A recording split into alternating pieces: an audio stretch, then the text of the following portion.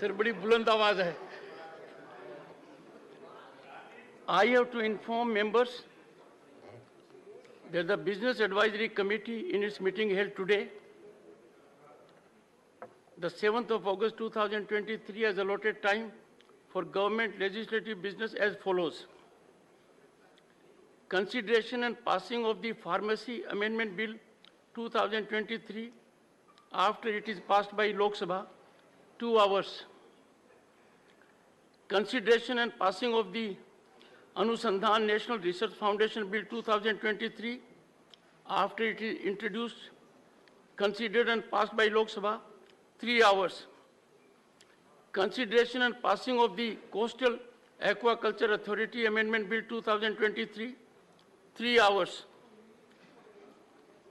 Further, the committee recommended that the 3 hours time allotted for combined discussion on the statutory resolution seeking disapproval of the Government of National Capital Territory of Delhi Amendment Ordinance 2023 and consideration and passing of the Government of National Capital Territory of Delhi Amendment Bill 2023 as passed by Lok Sabha on 20th July 2023 may be increased to 6 hours.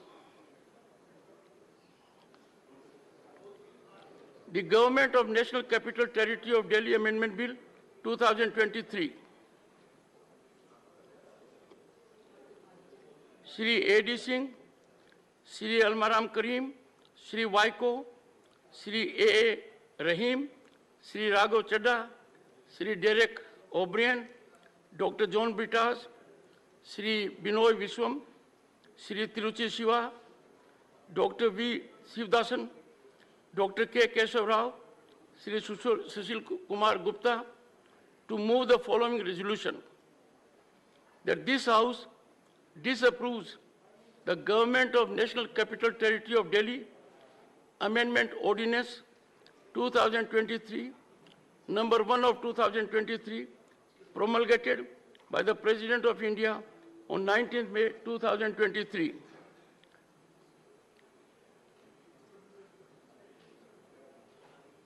Resolution has to be moved. Okay. Resolution moved. Yes, sir. Shri Amit Shah to move a motion for consideration of the Government of National Capital Territory of Delhi Amendment Bill 2023. महोदय, मैं प्रस्ताव करता हूं कि दिल्ली राष्ट्रीय राजधानी राज्य क्षेत्र शासन अधिनियम 1991 का और संशोधन करने वाले विधेयक पर लोकसभा द्वारा पारित रूप में विचार किया जाए. Motion moved. There are 3 amendments by Sri Tiruchi Shiva, Dr. John Britas, and Sri Raghav Chadha for reference of the Government of National Capital Territory of Delhi Amendment Bill 2023 as passed by Lok Sabha to a select committee of the Rajya Sabha. Members may move their amendments at this stage without any speech. Shri Tiruchi Shiva, are you moving your amendment? Dr. John Britas. Sir, I move. Shri Raghav Chadha. Sir, I move. Sir, I move.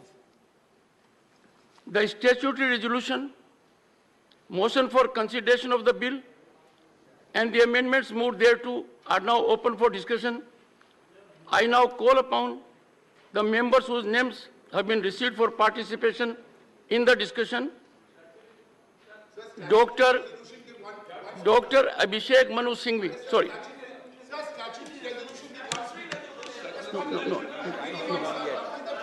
No. Good. I'll follow the procedure. Please, bear with me. Please, no. Dr. Abhishek Singhvi. Sorry. Please take your seat. Dr. Abhishek Singhvi. You are holding the floor. Go ahead. Honorable Chairman, sir. Honorable Chairman, sir. Honorable Chairman, sir. Members of this August House. Mic is on. Honorable Chairman, sir. Honorable members of this August House.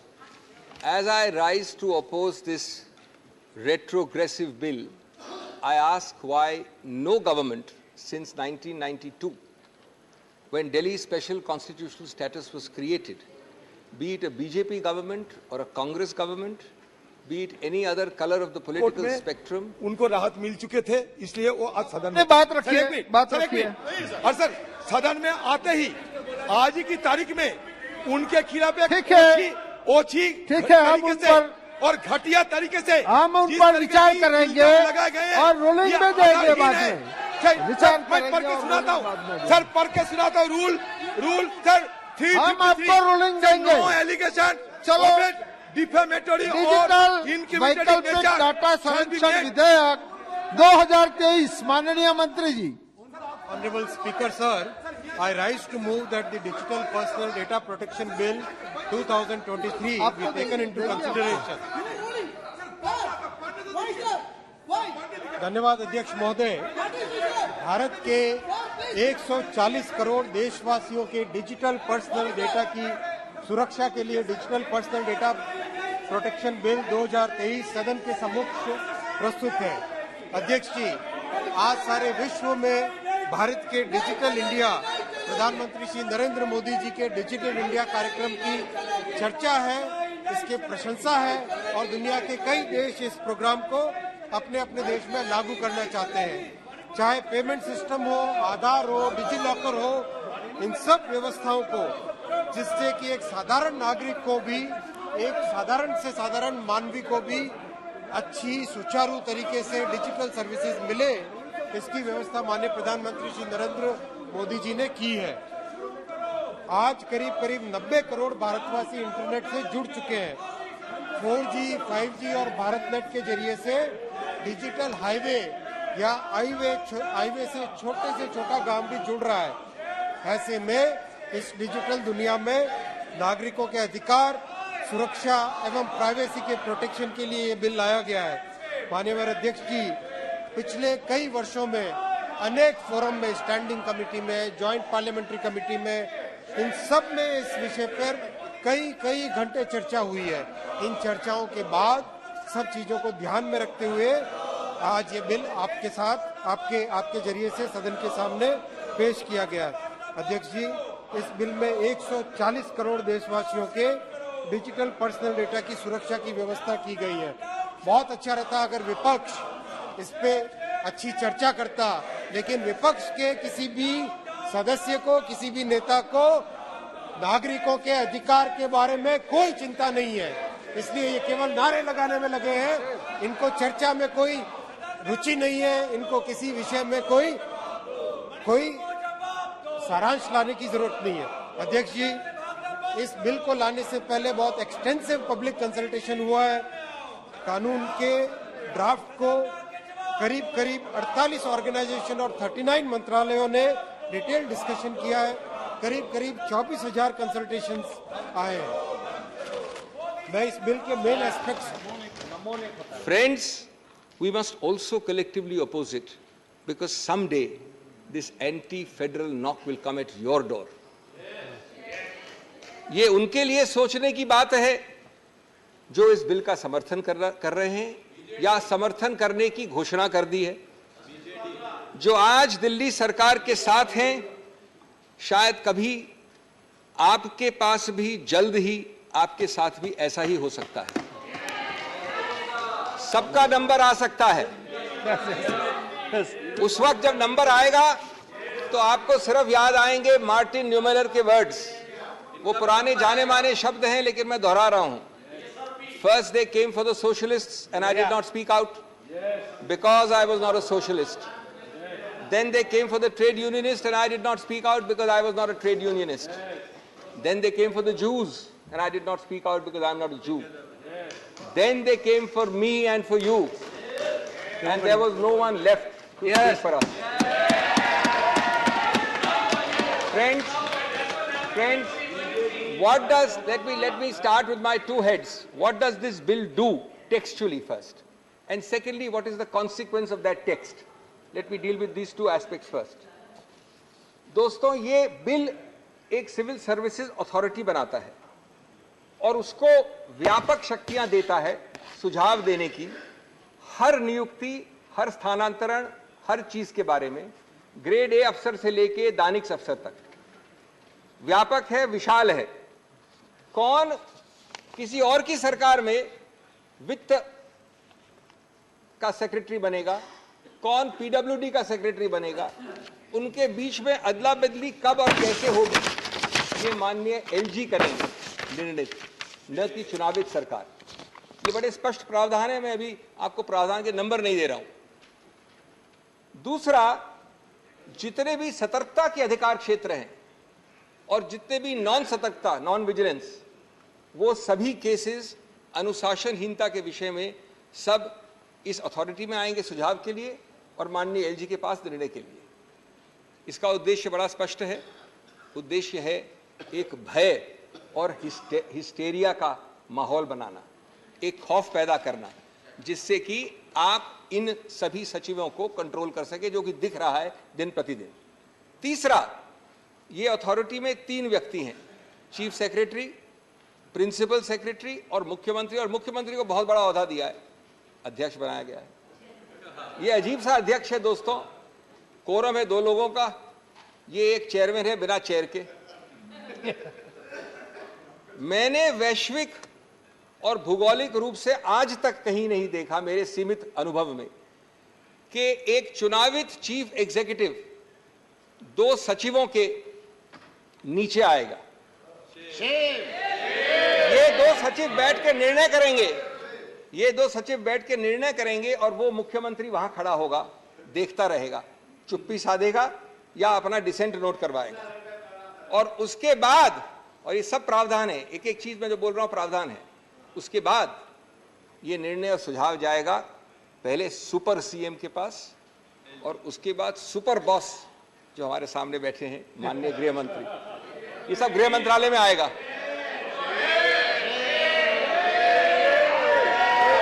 चौथा दोस्तों,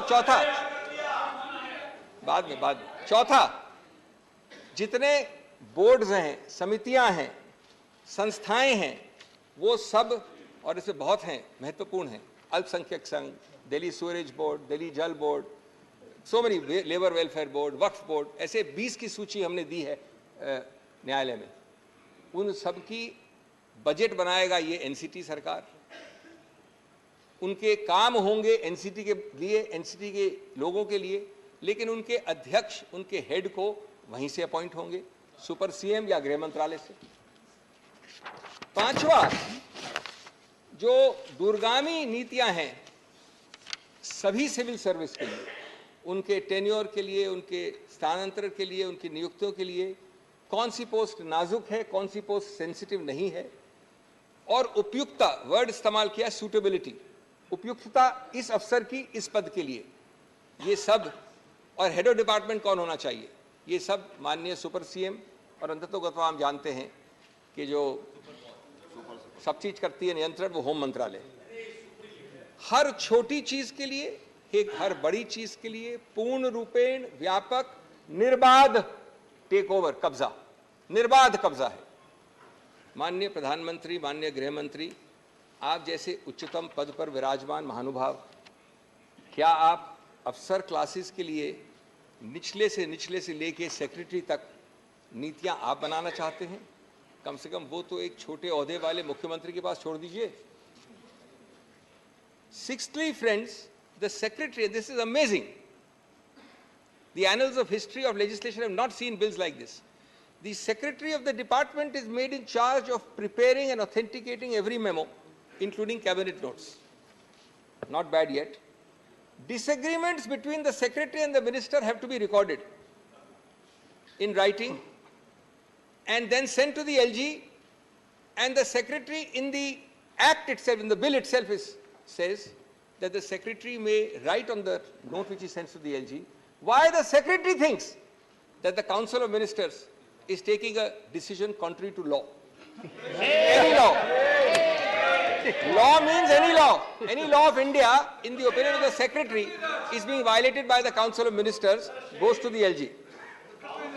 It makes, friends, the elected government hollow, a chief minister paralyzed, unable to act, any minister shivering before his or her secretary, and the bureaucracy looking up to the LG even for sneezing. and the LG, of course, looking up to the Home Ministry. ऐसे हालात को देखकर मुझे वो पुराना शेर याद आया दोस्तों, एक काफिले वालों तुम इतना भी नहीं समझे, लूटा है तुम्हें रहजन ने रहबर के इशारे पर. This bill, friends, eliminates 2 out of the 3 interlocking, fundamental, distinct chains and institutions which form the bedrock of any assembly-based democracy, and therefore they hit at the very root of the basic structure. These 3 interlocking chains, which are discussed in 10 paragraphs of the Supreme Court judgment, I wish somebody had read the judgment carefully before drafting the bill, are 1, a political executive through the Council of Ministers answerable to the people; 2, a civil service answerable to the political executive and hence accountable to the people through the political executive; and regulatory agencies which are an integral part of governance in any system.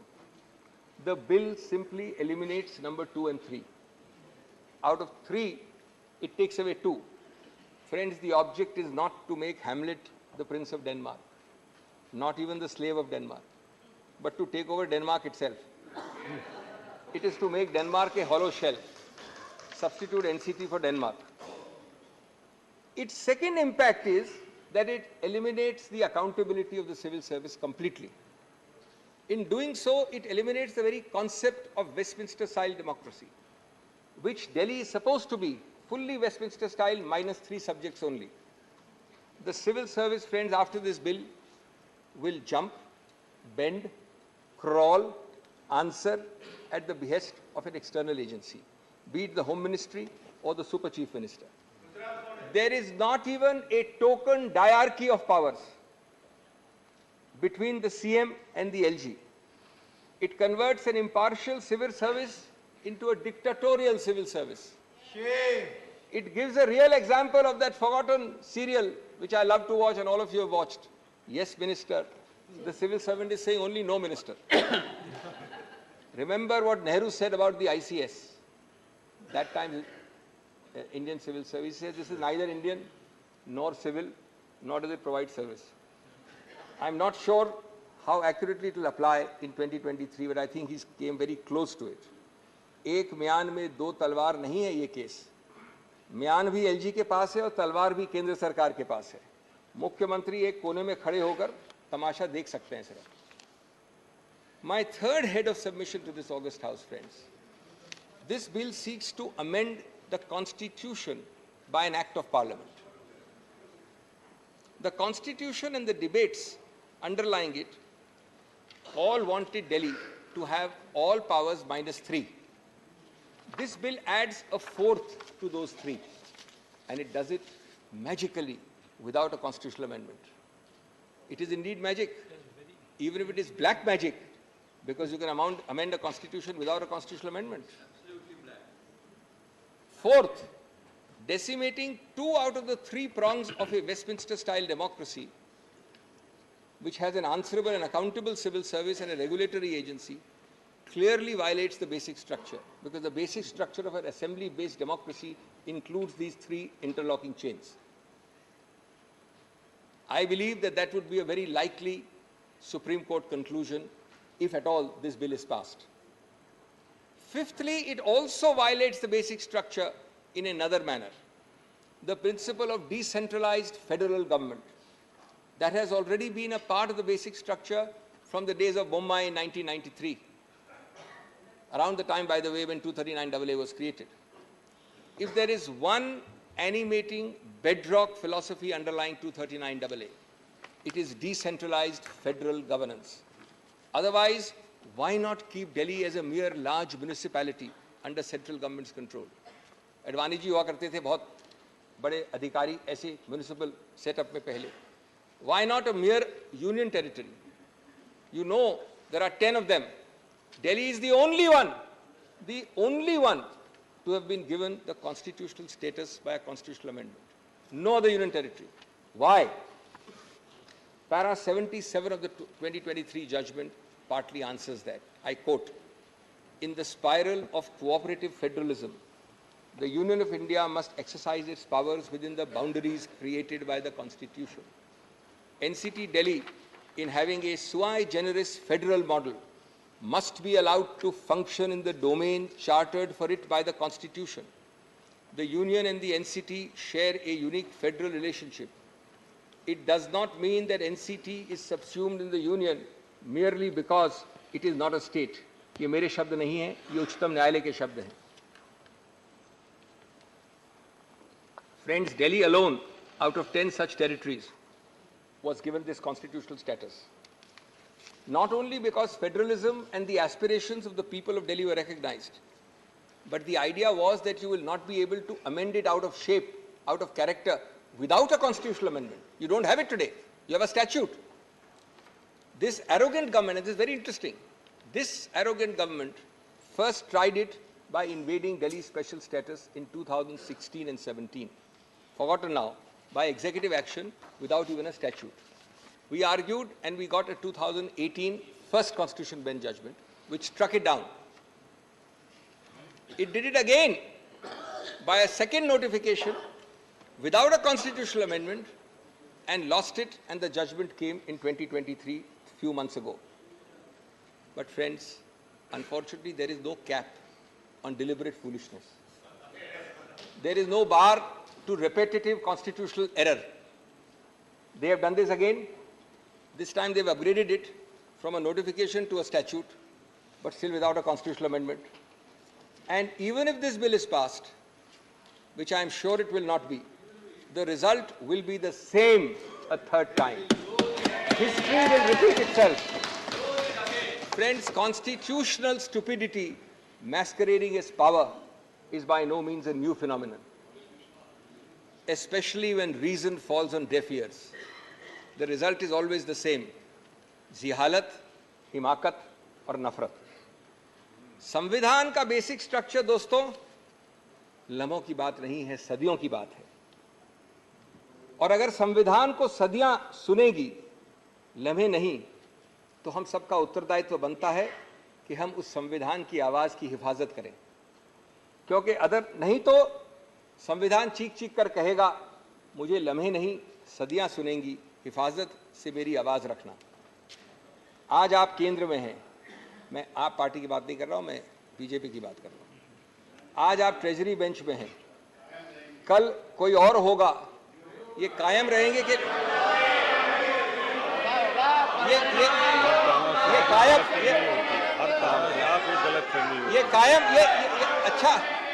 अच्छा किया आपने हस्तक्षेप किया, क्योंकि आपके कायम शब्द के लिए मेरे पास एक जवाब है. तुमसे पहले भी वो जो शख्स यहां तख्त नशीन था, तुमसे पहले भी जो यहां शख्स तख्त नशीन था, उसको भी अपना खुदा होने का इतना ही यकीन था. बल्कि बशीर भद्र को कृपया भूलिए नहीं. आप लोग सब जानते हैं उसको, मुझे भी कोट करते रहते हैं आप में से कई. बशीर भद्र को उसने ही कहा था, शोहरत की बुलंदी भी पल भर का तमाशा है. शोहरत की बुलंदी भी पल भर का तमाशा है. जिस डाल पे बैठे हो वो टूट भी सकती है. तो इसलिए कायम शब्द का इतना अहंकार नहीं होना चाहिए. Sixthly, friends, let me read some seminal words in the 2023 judgment. Now, these are going to take a little bit of time. It's a longish quotation, but it's very important for this House. 10 paras, and I'm only reading selectively, of the Supreme Court. It's completely forgotten. I'll read a little quickly and fast. This is a unanimous judgment, not a single dissent. And these words have been ignored, and they are not my words. Even though it's long, pardon me, allow me to read it. It's the highest court of the country. In a democracy, each word I'm reading is a quotation, and I can assure you these words will come to haunt you. In a democracy, accountability lies with the people who are the ultimate sovereign. The cabinet, consisting of elected representatives, is collectively responsible for the proper administration of the country and is answerable to the legislature for its actions. The government is responsible for the decisions and policies of each of the ministers and of their departments. This creates a multi-linked chain of accountability, where the legislature is accountable to the people who elected them and the government is collectively responsible to the legislature. It's quite amazing. Collective responsibility is an important component of parliamentary democracies. The day-to-day decisions of the Council of Ministers are to be implemented by a neutral civil service under the administrative control of the ministers. in order to ensure that the functioning of the government reflects the preferences of the elected ministers and through them the will of the people, it is essential to scrutinize the link of accountability between the civil service professionals and the elected ministers who oversee them. Under the Westminster parliamentary democracy, civil service constitutes an important component of a triple chain of command that ensures democratic accountability. हर शब्द की धज्जियां उड़ा रहा है ये bill, हर शब्द की. The triple chain of command is as follows. Civil service officers are accountable to the ministers, ministers are accountable to parliament, and thirdly, parliament legislature is accountable to the electorate. An unaccountable and non-responsive civil service may pose a serious problem for governance in a democracy. It creates a possibility that the permanent executive, consisting of unelected civil service officers who play a decisive role in the implementation of government policy, may act in ways that disregard the will of the electorate. In a federal polity, a fundamental question which arises is which would be the more appropriate authority to whom the civil service officers would be accountable. Everything which the bill is saying is dealt with here.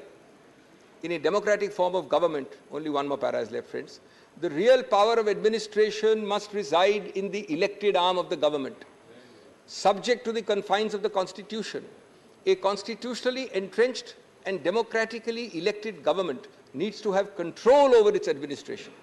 If a democratically elected government is not provided with the power to control the officers posted within its domain, then the principle underlying the triple chain of command of collective responsibility would become redundant. That is to say, if the government is not able to control and hold to account the officers posted in its service, then its responsibility towards the legislature as well as the public is diluted.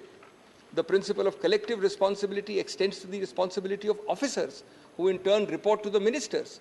If the officers stop reporting to the ministers or do not abide by their directions, the entire principle of collective responsibility is affected.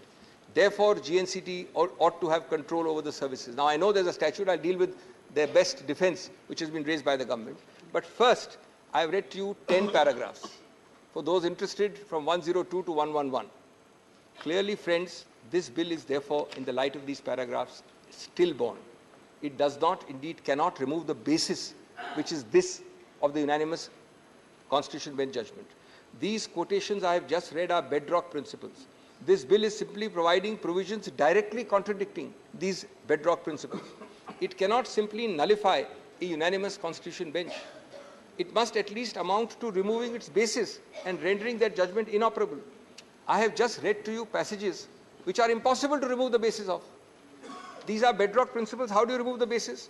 It is therefore trying to overrule directly a Supreme Court judgment. It therefore is an impermissible constitutional exercise if you try to nullify a Supreme Court judgment without removing its basis. It is not only does this bill insult the people of Delhi, it insults the Supreme Court. It insults our intelligence.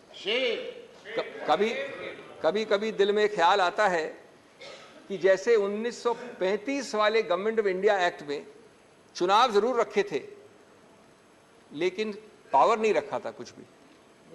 क्या यही colonial model का आप कार्यान्वित कर रहे हैं आज इस बिल द्वारा? हम आपको चुनाव दे रहे हैं, पद दे रहे हैं, लेकिन पावर नहीं दे रहे हैं.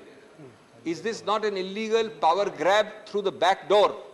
Yes. Now, seventhly, friends, I come to the main defense, the only defense of the government, because you should know this, how wrong and how fallacious it is.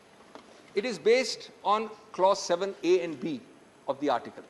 Can I just read? None of you need to be lawyers to understand this, the text of the, and you'll get the answer automatically. This is the entire defense. Parliament may by law make provision for giving effect to or supplementing, mark the word, for giving effect to or supplementing the provisions contained in the foregoing clauses, and for all matters incidental or consequential thereto. Friends, these words on bare text mean that to reinforce, operationalize, effectuate and implement the earlier provisions, which provide the entire architecture for Delhi, Parliament can make laws. This was a provision put so that every time something is to be made to fill a gap, to plug a hole, you don't have to have a constitutional amendment. Parliament is sufficient to plug that hole, to reinforce the Delhi's architecture. Friends, the short point is, can you destroy or decimate that architecture and structure by resorting to a provision that says that the power is exercisable to reinforce it or implement it. ये इस प्रावधान के साथ विश्वासघात नहीं है क्या? 7A and 7B were created when implementing the true letter of you could reinforce or plug the gaps without amending the constitution. It can never be used to destroy, to supersede, to bury that architecture itself. If this ridiculous interpretation is accepted, does it mean that by this brute parliamentary majority, today you have transferred services to the central government, tomorrow you will do this for each item, electricity, parks, highways, Waqf board, labor board? Then why not have Delhi as a municipality? Why create the constitutional architecture? And that too by using clause 7, which says supplement, reinforce, implement, incidental. At the end of para 46 of the 23 judgment, which nobody appears to have read, as far as the bill makers are concerned, it says again, if we interpret the phrase insofar as such matter is applicable in a manner, insofar as such matter is applicable to union territories, in a manner to exclude a greater number of entries than what is already excluded, that is, in addition to 3, it will defeat the very purpose of granting a special status to NCT. This is the Supreme Court in para 46. In other words, friend, this government, like Alice in Wonderland, says words will mean what I say they will mean. That's their interpretation of 7. I will use 7 as a Brahmastra, not to supplement and implement 239AA, but to supplant it, to reduce it to vanishing point. The scalpel created to heal, to cauterize, to cure, to fill gaps, to make you more healthy, will now be used to stab and kill. Obviously, only Alice in Wonderland in this government is on the same page on this. दोस्तों, ये सब प्रावधान जैसे clause 7 है और इस तरह प्रकार के प्रावधान कई जगह होते हैं, आम चीज़ है, लोगों की आवाज़ को ज़्यादा सशक्त बनाने के लिए है, विकास और समृद्धि की गति और दिशा को प्रोत्साहित करने के लिए है, न कि वोट डालने वाली जनता को निहत्था बनाने के लिए, उसको बेबस करने के लिए।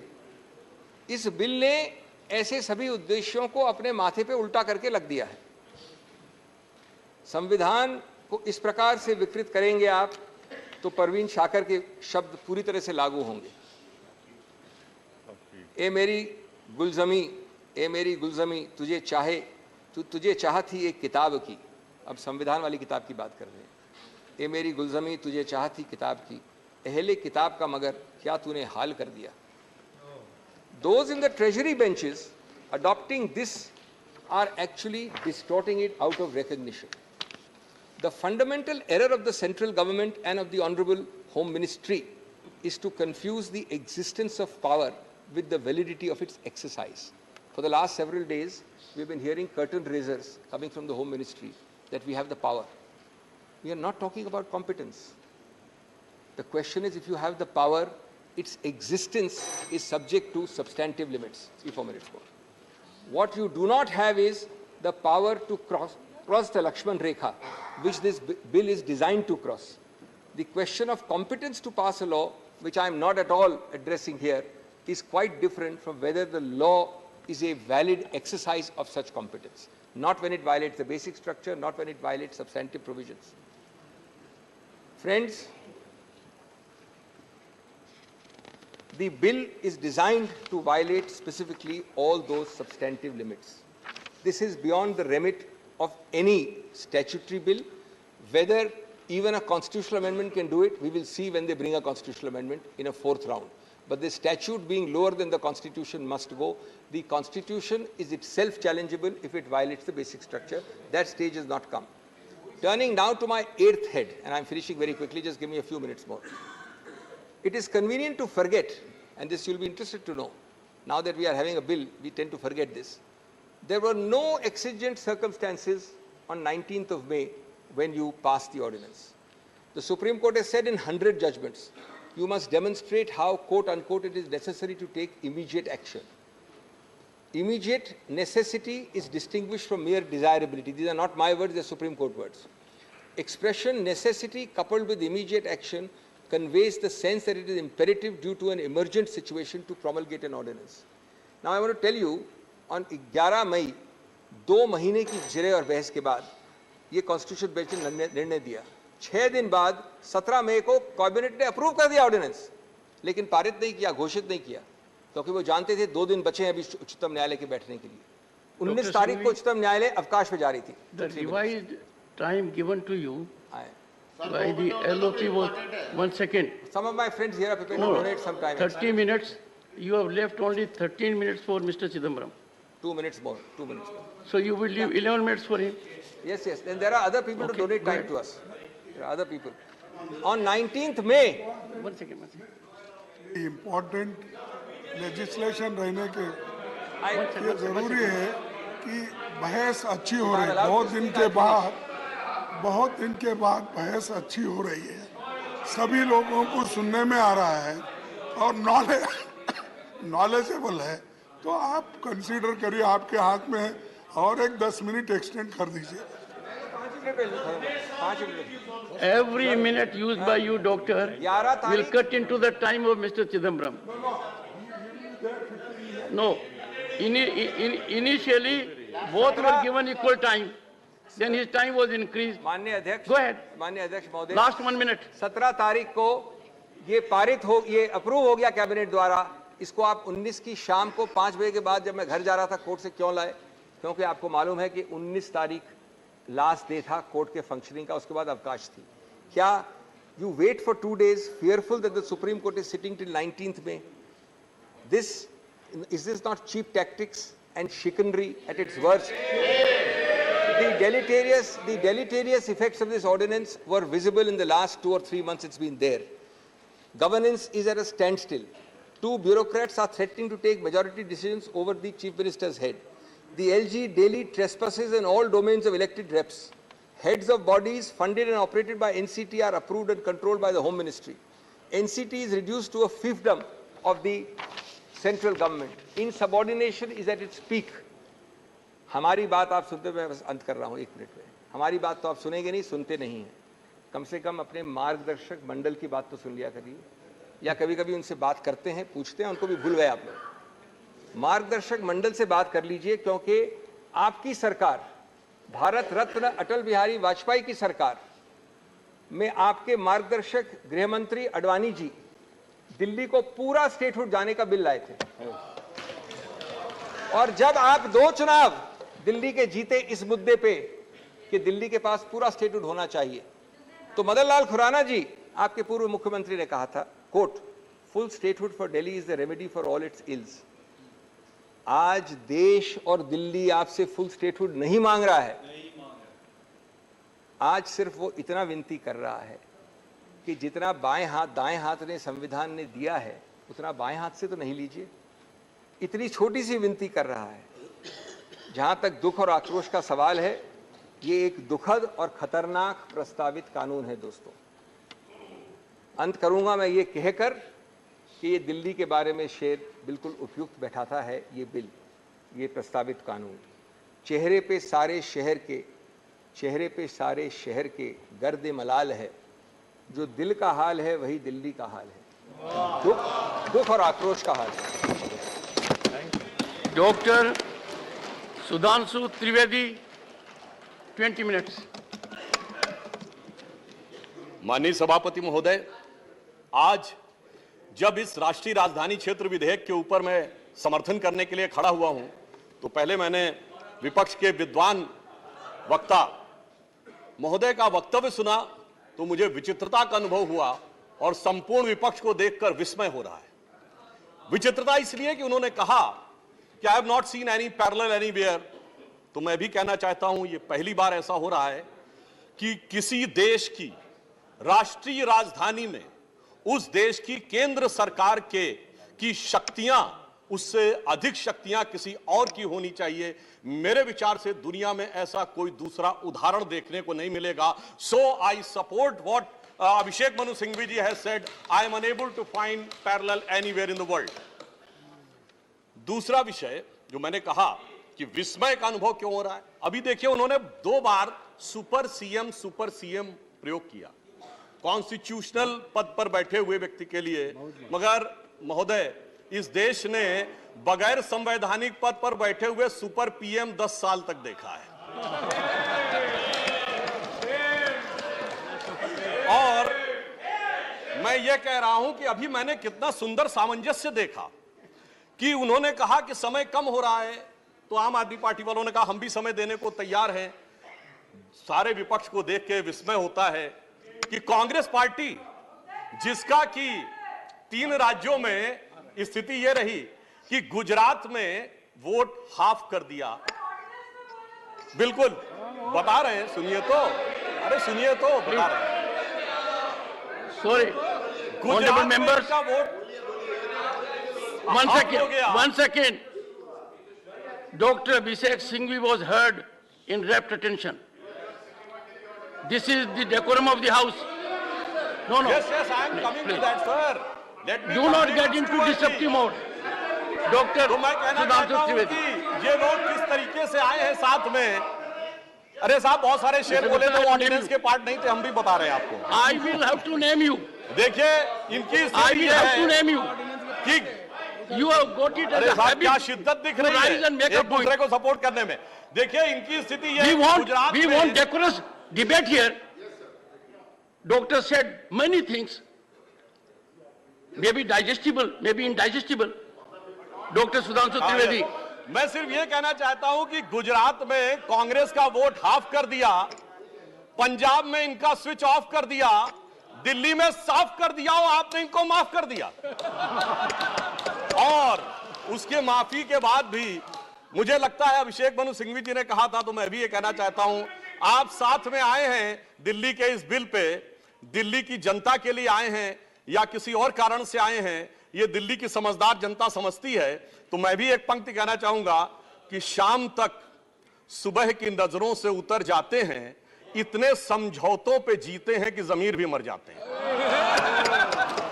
अब यह एक संवैधानिक विषय है, संवैधानिक विषय है कि यह जिस प्रकार से संविधान में लागू होना चाहिए, परंतु उसके साथ राजनीतिक टीका टिप्पणी की जा रही है, तो एक सैद्धांतिक विषय भी आता है। तो मैं संवैधानिक और सैद्धांतिक दोनों विषयों का जवाब दूंगा। I will reply both the constitutional and conceptual aspect. देखिए, माननीय गृह मंत्री जी ने लोकसभा में बहुत स्पष्ट किया था कि दिल्ली पूर्ण राज्य नहीं है, यह एक विशेष श्रेणी का यूनियन टेरिटरी है, यानी विशेष श्रेणी का संघ शासित राज्य है। वैसे मुझे लगता है संघ शब्द आते ही बेचैनी ज्यादा हो सकती है दूसरी तरफ, और संघ शासित से बेचैनी और हो सकती है, इसलिए मैं यूनियन टेरिटरी वर्ड प्रयोग करूंगा। It is a special category of union territory. और वैसे भी आजकल अंग्रेजी के प्रति मोह बहुत ज्यादा है, क्योंकि अपने गठबंधनों का भी नाम अंग्रेजी में ही ज्यादा रखा जा रहा है। संविधान में जो भाग 8 में उल्लिखित, वैसे तो जब मैंने टीवी चर्चा के दौरान कई बार विपक्ष के लोगों से INDIA का हिंदी फुल फॉर्म पूछा, तो पहले दिन तो लोग गूगल देख के भी नहीं बता पाए।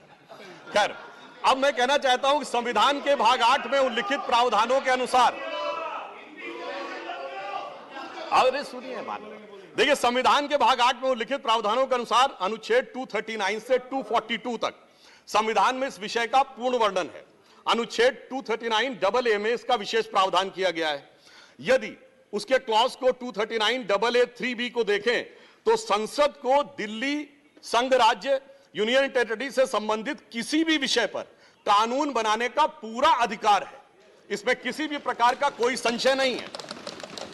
सर्वोच्च न्यायालय के जिस निर्णय का बार बार उल्लेख किया जाता है और हमारे विरोधी उसको अपने हिसाब से प्रयोग करते हैं, उसमें भी बहुत साफ देख लें कि 105 पेज के उस निर्णय में कहीं पर भी सर्वोच्च न्यायालय ने संसद के द्वारा दिल्ली के बारे में कानून बनाए जाने के विषय के ऊपर किसी प्रकार की कोई टिप्पणी नहीं की है। इसके बाद भी न्यायालय के आदेश में पैरा 161 और 162 को कई बार उल्लेख किया जाता है, परंतु यदि पूरे संदर्भ में देखें तो पैरा 86, 95 और पैरा 164F को पढ़ें तो वहां पर संसद के द्वारा दिल्ली के संदर्भ में किसी भी विषय के ऊपर कानून बनाने की शक्तियों का विधिवत अनुमोदन है, कहीं पर निगेशन नहीं है। और स्पष्टता के साथ इसकी आवश्यकता क्यों थी? ताकि शासकीय आदेश को एक विधायी शक्ति भी मिल सके, एग्जीक्यूटिव ऑर्डर को एक लेजिस्लेटिव पावर भी मिल सके।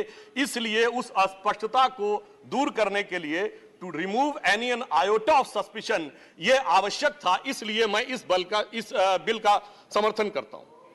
अब कई बार लोग कहते हैं साहब अध्यादेश की आवश्यकता क्यों थी? वैसे तो माननीय गृह मंत्री जी ने भी इस विषय को लोकसभा में बताया था। अभिषेक मनु सिंघवी जी ने कहा कि 19 तारीख को अध्यादेश क्यों आया।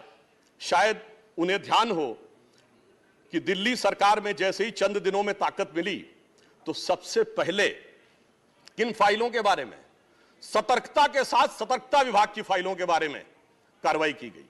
मीडिया में प्राप्त समाचारों के अनुसार सतर्कता सचिव ने यह रिपोर्ट किया कि रात 9 बजे मंत्री के द्वारा उनको कॉल किया गया, सुबह 3 बजे तक वह कार्रवाई चलती रही, 76 से अधिक फाइलें मंगाई गईं और उन्होंने उपराज्यपाल महोदय को यह आशंका भी व्यक्त की कि उसमें कई ऐसी फाइलें थीं जो कि गोपनीय थीं और उसके अनुसार उन फाइलों में किसी भी प्रकार की छेड़छाड़ भी संभव है।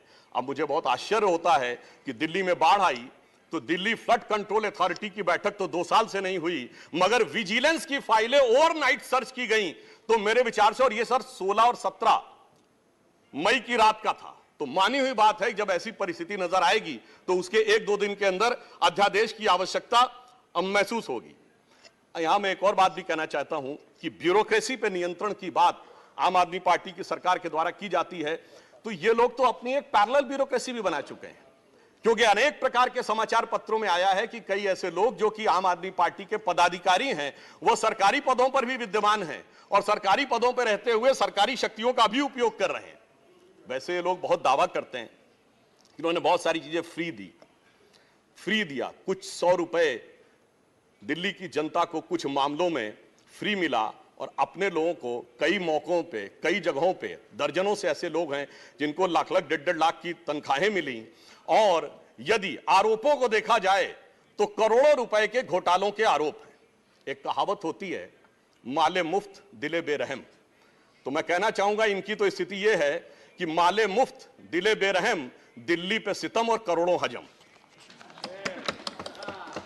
अब एक और बात जो ब्यूरोक्रेसी के नियंत्रण की बात है, तो मैं ध्यान दिलाना चाहता हूं, इस दिल्ली प्रदेश में एकमात्र ऐसा प्रकरण हुआ जो पूरे देश के इतिहास में बहुत विचित्र था कि दिल्ली के मुख्य सचिव ने दिल्ली के मुख्यमंत्री आवास के अंदर अपने साथ मैन हैंडलिंग का आरोप लगाया। मेरे विचार से पूरे भारत के इतिहास में ऐसा कोई उदाहरण नहीं होगा कि इस प्रकार की बात, इस प्रकार का आरोप लगा हो और वह भी मुख्यमंत्री की उपस्थिति में लगा हो। यह दर्शाता है कि ब्यूरोक्रेसी को नियंत्रण करने की जो छटपटाहट है उसमें वास्तविकता में वो फितरत क्या है। और मैं एक टेक्निकल पॉइंट कहना चाहता हूं, दिल्ली का कोई स्टेट कैडर नहीं है, जैसे राज्यों का कैडर होता है तो राज्य का मुख्यमंत्री उस कैडर को नियंत्रित करता है। जो आईएएस और आईपीएस अधिकारी होते हैं वो यूनियन टेरिटरी कैडर में आते हैं। जब वो सारे राज्यों में, सारी केंद्र शासित राज्यों में उनका स्थानांतरण हो सकता है, तो मैं आपके माध्यम से विपक्ष से पूछना चाहता हूं कि यदि दिल्ली के एक अधिकारी का ट्रांसफर गोवा होना है और दिल्ली के सीएम की उस पर एब्सोल्यूट अथॉरिटी होगी तो यह कैसे संभव हो सकता है। इसलिए यह आवश्यक है कि इस विषय के ऊपर केंद्र सरकार की शक्तियां परिभाषित हैं। अब एक दूसरी बात भी है, दिल्ली में स्टेट कैडर भी नहीं है, यानी जैसे स्टेट पब्लिक सर्विस कमीशन होता है और राज्य के कैडर होते हैं, तो यहां भी दानिश कैडर है। यानी दानिश कैडर में भी 3-4 यूनियन टेरिटरी आती हैं, दमन दीव और अन्य। अब दानिश कैडर के एक अधिकारी की जरूरत यदि अंडमान में या दमन दीव में भी होगी और दिल्ली का मुख्यमंत्री यह तय करेगा, तो क्या यह संवैधानिक दृष्टि से उचित है। इसलिए मैं कहना चाहता हूं कि माननीय गृह मंत्री जी ने जो यह विषय रखा है वो पूरी तरीके से उचित है। अब दुरुपयोग की बात में मैं एक और बात कहना चाहता हूं, इनकी वास्तविक मंशा क्या थी। दिल्ली में एक जनरल फाइनेंशियल रूल 2019 है जो ये कहता है कि 10 करोड़ रुपए से अधिक का अगर किसी भी प्रकार का व्यय होगा तो वह मंत्री की शक्ति से बाहर होगा और वह एलजी के पास जाएगा। महोदय, इनके मुख्यमंत्री जी का जो मकान या वजीर आला का अजीमुशान महल बनाने के लिए जो बिल बने साहब, वो पूरे उसके एक साथ नहीं बने। 10 करोड़ से कम के 8.5, 8, 7.5, 9 करोड़ रुपए के डिफरेंट बिल बने और एक मद ऐसा है जिसमें कि मुख्यमंत्री कार्यालय के कर्मचारियों के लिए, महोदय जानते कितने का बिल बना? 9.99 करोड़। यानी 0.01 से कैसे बचा जा सकता है कि टेंडर न करना पड़े, मन मुताबिक खर्चे कर लिए जाएं। यह दर्शाता है कि नियमों के प्रति और ब्यूरोक्रेटिक नियमों के प्रति इनके मन में क्या आस्था है। और इतना ही नहीं, दिल्ली मेट्रो के लिए तो वृक्ष काटने की परमिशन वर्षों तक नहीं मिलती थी, मगर मुख्यमंत्री आवास के लिए वृक्ष काटने की परमिशन उनको मिल जाती थी। अब इसके साथ मैं एक और बात कहना चाहता हूं, एक नैतिकता सैद्धांतिकता का सवाल उठाया जाता है।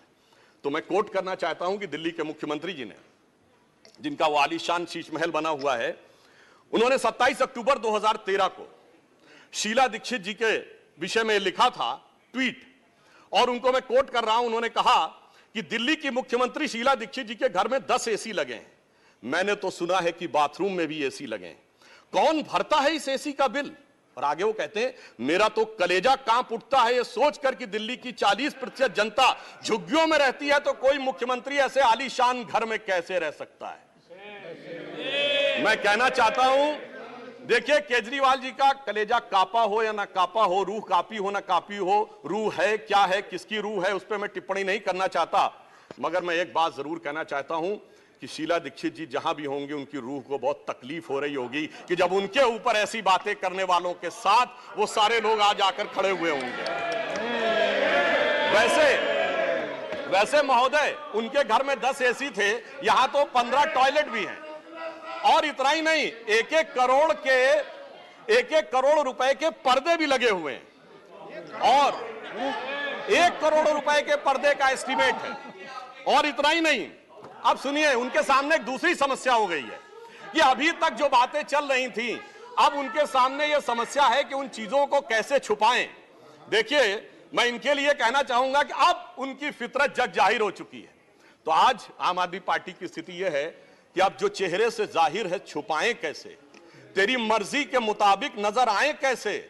अब इस घर को सजाने का तसव्वुर हुआ बात की बात, अब तो मुश्किल है कि इस घर की हकीकत को छुपाएं कैसे। और यहां पर इसके बाद मैं कटाक्ष के बाद एक बात करुणा के साथ कहना चाहता हूं कि अन्ना हजारे के आंदोलन से निकली हुई वो पार्टी जो एक कमरे के मकान में रहते थे, और उससे निकली हुई पार्टी आज सैकड़ों करोड़ के इस आलीशान मकान में रहती हैं, तो मैं कहना चाहता हूं कि दिल्ली की जनता और जिन जिन लोगों ने उस आंदोलन का समर्थन किया उनके ऊपर भी एक आघात है। और साथ ही साथ ये एक बात का और भी संकेत देता है, फूड फॉर थॉट है देश के लोगों के लिए, कि एक्सपेरिमेंटल पॉलिटिक्स कई बार बड़े विचित्र परिणाम भी देती है। अब किसी नए नवेले प्रयोग को आजमाने का वक्त नहीं है, बल्कि आजमाए हुए मोदी जी के नेतृत्व को चमकाने का वक्त है। और बहुत से लोग ये कहते हैं, संवैधानिक नैतिकता का प्रश्न उठाते हैं कि अध्यादेश क्यों लाया गया। अध्यादेश के लाने का तात्कालिक कारण मैंने बता दिया, और वैसे मैं अपने विपक्ष के लोगों के सुलभ संज्ञान के लिए बता देना चाहता हूं कि इन लोगों ने कितनी बार अध्यादेश लाए हैं। नेहरू जी की सरकार में 70 बार, इंदिरा जी के जमाने में 77 बार, राजीव जी के समय में 35 बार, नरसिम्हा राव जी के समय में 77 बार, मनमोहन सिंह जी के समय में 61 बार, और जो यूनाइटेड फ्रंट गवर्नमेंट बनी थी भाजपा विरोध में, उसमें 1.5 साल में 77 बार। तो मुझे लगता है अध्यादेश का विषय उठाने से पहले इस अंक गणित को भी देख लेना चाहिए। अब मैं एक और बात कहना चाहता हूं, जो संविधान की दुहाई देते हैं उनके लिए, ये तो वो लोग हैं सभापति महोदय जिनकी संविधान में क्या आस्था है। इन्होंने संसद के द्वारा पारित सीए कानून के खिलाफ विधानसभा में प्रस्ताव पारित कर दिया। यह संविधान का सम्मान है। और वो सिटीजनशिप अमेंडमेंट एक्ट था, नागरिकता का विषय तो पूर्ण राज्य का भी विषय नहीं हो सकता, और तो उसके बावजूद दिल्ली सरकार ने पारित कर दिया। तो इसका अर्थ हुआ कि ये जिस प्रकार के कार्य करते हैं उनका संविधान में कोई आस्था नहीं है। और अभिषेक मनु सिंघवी जी अभी कह रहे थे इलेक्टेड गवर्नमेंट, तो मैं याद दिलाना चाहता हूं, after the 72nd and 73rd constitutional amendment there are 3 tier of government, जिसमें एक म्युनिसिपल और जिला पंचायत, एक स्टेट और एक सेंटर। तो मान्यवर, ये तो राजीव गांधी जी लाए थे। तो आपके मन में ना ऊपर वाली इलेक्टेड गवर्नमेंट के लिए सम्मान है ना नीचे वाली, क्योंकि चंद महीने पहले तक तो ये एमसीडी से भी लड़ते थे और दिल्ली से भी लड़ते थे। तो जब आप कॉन्स्टिट्यूशनल वैलिडिटी की बात करें तो मेरे विचार से तीनों गवर्नमेंट की बात होनी चाहिए, और केंद्र सरकार के संबंध में केंद्र से अधिक संवैधानिक शक्ति इलेक्टेड गवर्नमेंट में इस विषय के ऊपर किसी और की नहीं हो सकती। और मैं एक और बात वेदना के साथ कहना चाहूंगा, ये तो वो लोग हैं जिन्होंने गणतंत्र दिवस की परेड पर भी संवैधानिकता की बात करते हैं, जिस दिन संविधान लागू हुआ उसकी पूर्व संध्या पे प्रदर्शन किया था। महोदय, मैं बताना चाहता हूं कि जिस समय इमरजेंसी लगी थी तब भी हमने कभी 15 अगस्त और 26 जनवरी के दिन राजनीति करने का प्रयास नहीं किया। तो वो लोग जब संवैधानिकता की दुहाई देते हैं तो बहुत आश्चर्य लगता है। और जब बार बार यह स्पष्ट किया जा चुका है कि फुल स्टेट नहीं है महोदय, मगर ये फुल स्टेट से भी संतुष्ट होने वाले नहीं है, इन्हें तो सुपर स्टेट चाहिए। और फुल स्टेट से सुपर स्टेट की दौड़ में मुझे डर इस बात का है कि मेंटल स्टेट में भी ना पहुंच जाए कहीं, तो कोई आश्चर्य की बात नहीं हो सकती है। और यह बात इसलिए कह सकते हैं कि 49 दिनों की वो सरकार, जब कांग्रेस पार्टी ने इनकी पालकी ढोकर सत्ता की दहलीज पहली बार पार कराई थी, उसके द्वारा अगर आप पारित इनका लोकपाल विधेयक देख लें तो उसमें संसद और सुप्रीम कोर्ट और जाने क्या क्या सारी चीजों को एक में मिला लिया गया था। और मैं एक बात और कहना चाहता हूं, ये तो वो पार्टी देश का संविधान छोड़िए, अपनी पार्टी के संविधान में आस्था नहीं रखती। जब आम आदमी पार्टी बनी थी तो उसके संविधान में व्यवस्था थी कि उनका अध्यक्ष या संयोजक 3 वर्ष के लिए होगा और अधिकतम 2 बार होगा। मगर जो मीडिया में प्राप्त समाचारों के अनुसार 3 साल पहले उन्होंने वो संविधान में चेंज कर दिया, यानी अब जीवन पर्यंत या अपनी इच्छा के प्रसाद पर्यंत केजरीवाल जी इस विषय के ऊपर रह सकते हैं। तो मैंने इसलिए कहा ना, अपने संविधान के बारे में बात करिए। और मैं ये भी कहना चाहता हूं कि इन्होंने अपनी कार्यकारिणी में ऐसे भी प्रस्ताव पारित किए हैं संविधान के संदर्भ में कि साहब इनके यहां परिवार के भी कितने लोग काम कर सकते हैं, जो मेरे विचार से बड़ी बड़ी परिवार वाली पार्टियों ने भी कभी अपने पार्टी के प्रस्तावों में इन प्रस्तावों को नहीं पारित किया होगा। और मैं ये भी कहना चाहता हूं कि बहुत आश्चर्य लगता था कि जब ये इंडिया अगेंस्ट करप्शन के स्वरूप से आगे बढ़े थे, तब एक ही पंक्ति में बता देना चाहता हूं, क्योंकि जब आप इसकी बात करते तो क्या क्या नहीं था, कहां से बात शुरू हुई थी। हम राजनीति में नहीं आएंगे, फिर कसम खाते कांग्रेस का साथ नहीं लेंगे, फिर उसके बाद बंगला नहीं लेंगे, फिर शपथ खाते हैं गाड़ी नहीं लेंगे, फिर शपथ खाते हैं सुरक्षा नहीं लेंगे। और आज स्थिति यह है, मैं सिर्फ यह कहना चाहता हूं कि जितनी बातें ये कहते थे वो सारी चीजें आवश्यक है, मगर यह दर्शाता है, क्योंकि मैं किसी की सुरक्षा के प्रति खिलवाड़ करने की बात नहीं करता, पंजाब जैसा राज्य संवेदनशील है, वहां के मुख्यमंत्री के पास सुरक्षा होनी चाहिए। परंतु मैं सिर्फ यह कहना चाहता हूं कि यह इस बात में जो कहना चाहते हैं कि इन्होंने कितना बदलाव किया है मान्यवर, इसलिए कभी कभी इनके 10 वर्ष के अंदर चरित्र में इतना बदलाव, ये कहते सबसे जल्दी सत्ता में आए। महोदय मैं कहना चाहता हूं, भारतीय जनता पार्टी और जनसंघ हम 1951 बने, हमने 72 साल में कभी कांग्रेस से समझौता नहीं किया, इन्होंने 72 दिन में समझौता किया, तब ये सत्ता में आए। और इसलिए आज दिल्ली की जनता अपने को ठगा हुआ महसूस करती है। और शायद दिल्ली के लोग ये कह रहे होंगे कि मैं समझता था वो कितने मासूम थे, क्या से क्या हो गए देखते देखते, जिनको पत्थर से हमने बनाया सनम वो खुदा हो गए देखते देखते। और मैं एक और बात भी कहना चाहता हूं संक्षेप में, मेरे विचार से इनको अध्यादेश पढ़ना चाहिए, संविधान पढ़ना चाहिए और दिल्ली का अधिनियम पढ़ना चाहिए, क्योंकि अपने को कहते हैं सबसे पढ़े लिखे मुख्यमंत्री। तो मैं ये भी बताना चाहता हूं कि ये सबसे पढ़े लिखे मुख्यमंत्री जो अपने को सबसे हाई क्वालिफिकेशन का नाज रखते हैं, 2-3 उदाहरण उनके ही बता देना चाहता हूं। जिस समय कोविड की वेव चरम के ऊपर थी, तब इन्होंने क्या कहा, इन्होंने कहा कोविड वैक्सीन का फार्मूला सारी कंपनियों को क्यों नहीं दे दिया जाता। मान्यवर, कोविड वैक्सीन तो छोड़िए, पैरासीटामोल जैसी जो दवा भी अमेरिका ने उस समय हमसे मंगाई थी। अब कोई पढ़ा लिखा व्यक्ति ये कह सकता है कि वो चूरन की तरह फार्मूला सबको दे दिया जाए। तो कभी कहते हैं कि यूट्यूब के ऊपर फिल्म क्यों नहीं लाद दी जाती है। अरे भाई, वो सरकार का अधिकार का क्षेत्र नहीं है। और फिर इतना ही नहीं, सिंगापुर में इनको बुलाया, इनविटेशन आता मेयर्स कॉन्फ्रेंस का, तो मुख्यमंत्री होते हुए जाना चाहते हैं।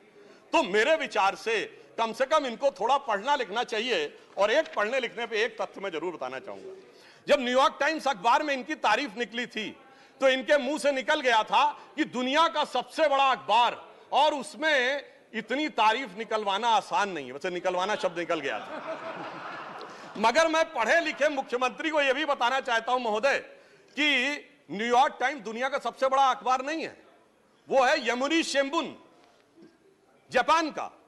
अमेरिका का भी सबसे बड़ा अखबार वो नहीं है, वो यूएसए टुडे।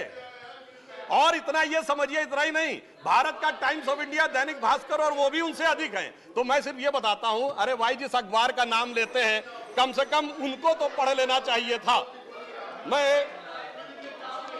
मैं आपको अधिक समय न लेते हुए मैं सिर्फ ये कहना चाह रहा हूं महोदय कि इनको ना पढ़ाई से मतलब है, इन्हें ना पढ़ाई से मतलब है, न लिखाई से मतलब है, इन्हें तो बस कमाई से मतलब है, और वो भी ऊपर वाली कमाई से। और अंत में मैं कहना चाहता हूं सर, अंत में एक लाइन और कहना चाहता हूं कि आज सब लोग मिले, आम आदमी पार्टी और कांग्रेस एक साथ मिले, भारत की सबसे पुरानी पार्टी, पुरानी धुरानी पार्टी, नई पार्टी, नई नवेली पार्टी, अजब अलबेली पार्टी, सब मिलकर एक हो गए। मगर प्राप्त क्या किया? दोनों ने सिद्धांतों से समझौता किया और कांग्रेस ने भी इतना सयाना दांव चला कि इन्होंने अगर उनका हाथ पकड़ के दिल्ली अध्यादेश पर समर्थन लिया हो तो अविश्वास प्रस्ताव ले आए, लीड उनको मिल गई। तो इसलिए मैं कहना चाहता हूं अंत में कि इन लोगों को आखिर में क्या प्राप्त हुआ, ये पंक्ति कह के समाप्त करता हूं कि इनको विधेयक भी नहीं मिला और सम्मान भी नहीं मिला, यानी इज्जत भी गई, बात भी नहीं मिली। तो एक पंक्ति कहता हूं, न तुम ही मिले, आप लोगों के लिए लागू है, न तुम ही मिले न मयस्सर तुम्हारी दीद हुई, दीद मतलब साइट, न तुम ही मिले न मयस्सर तुम्हारी दीद हुई, तुम ही कहो ये मुहर्रम हुई कि ईद हुई। सुखेंदु शेखर रे, श्री सुखेंदु शेखर। त्रिवेदी ने बड़े जोश के साथ और बहुत शेर शायरी के साथ उन्होंने बात की। त्रिवेदी ने शेर शायरी के साथ बहुत लंबी तकरीर की। अगर उसको उत्तर हमारे पास चतुर्वेदी है, अगर आप त्रिवेदी है तो हमारे पास चतुर्वेदी है। माननीय प्रतिपक्ष के नेताजी, नहीं, डॉक्टर अभिषेक सिंघवी ने कवि का काम ज्यादा किया, वकील का कम किया। कितना कवि का काम आपने किया। श्री सुखेंदु शेखर रे, 9 minutes. Thank you. I am not going to make a political speech because the matter relates to a very important bill relating to National Capital Territory of Delhi. Sir, there is no sound from this microphone. I cannot shout. No volume. No volume here. I can hear. But I cannot shout, sir. I cannot hear. There is no feedback. No feedback to my ear. Yes, some problem, sir. Good. Some problem. As I have stated, that I am not going to make any political statement, but my submission shall be confined within the parameters of this bill. On 19th of May this year, the Honorable President of India promulgated the Government of National Capital Territory of Delhi Amendment Ordinance 2023, which negates a Constitution bench judgment of the Supreme Court dated 11th May 2023 that brought services under GNCTD. There could be some symbolism in the ordinance being promulgated in the middle of the night, as already stated by some of my colleagues, just a few hours after the Supreme Court closed for summer vacation. But I am not on that. Meanwhile, the ordinance has been challenged in the Supreme Court, and the matter has since referred to a constitution bench.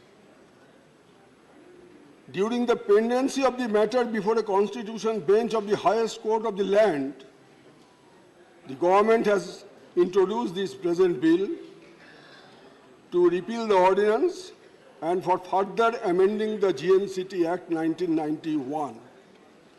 I wondered as to whether heaven would have fallen had the government waited for the outcome of the constitution bench where the ordinance is still pending.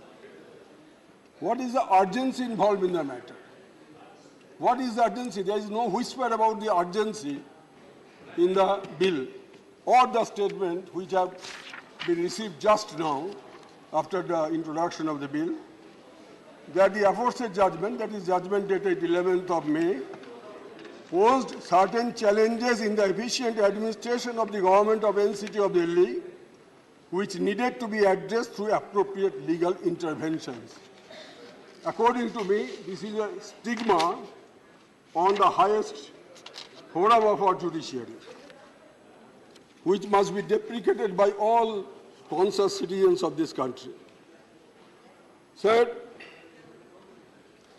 in the year 2021, in the matter of Madras Bar Association, the Supreme Court held inter alia, and I quote one line, "A legislation can be declared as unconstitutional if it is in violation of the principle of separation of powers, the rule of law, and Article 14 of the Constitution, that is arbitrariness."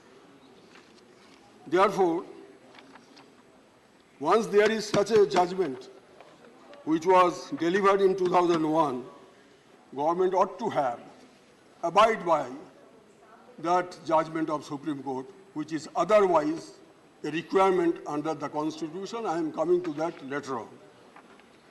Sir, the question is whether the Legislative Assembly of Delhi has powers over all matters in List 2 except the matters in entries 1, 2, and 18, which is public order, police, and land. In apparent defiance of the 11th May judgment, this bill seeks to amend the GNCT Act for abridgment of the powers conferred upon the GNCT legislation by the Constitution, because the entry number 41 is sought to be taken away, is sought to be inserted through this bill, so 3 will be 4, rightly pointed out by our senior counsel, Mr. Abhishek Manu Singh Bichi.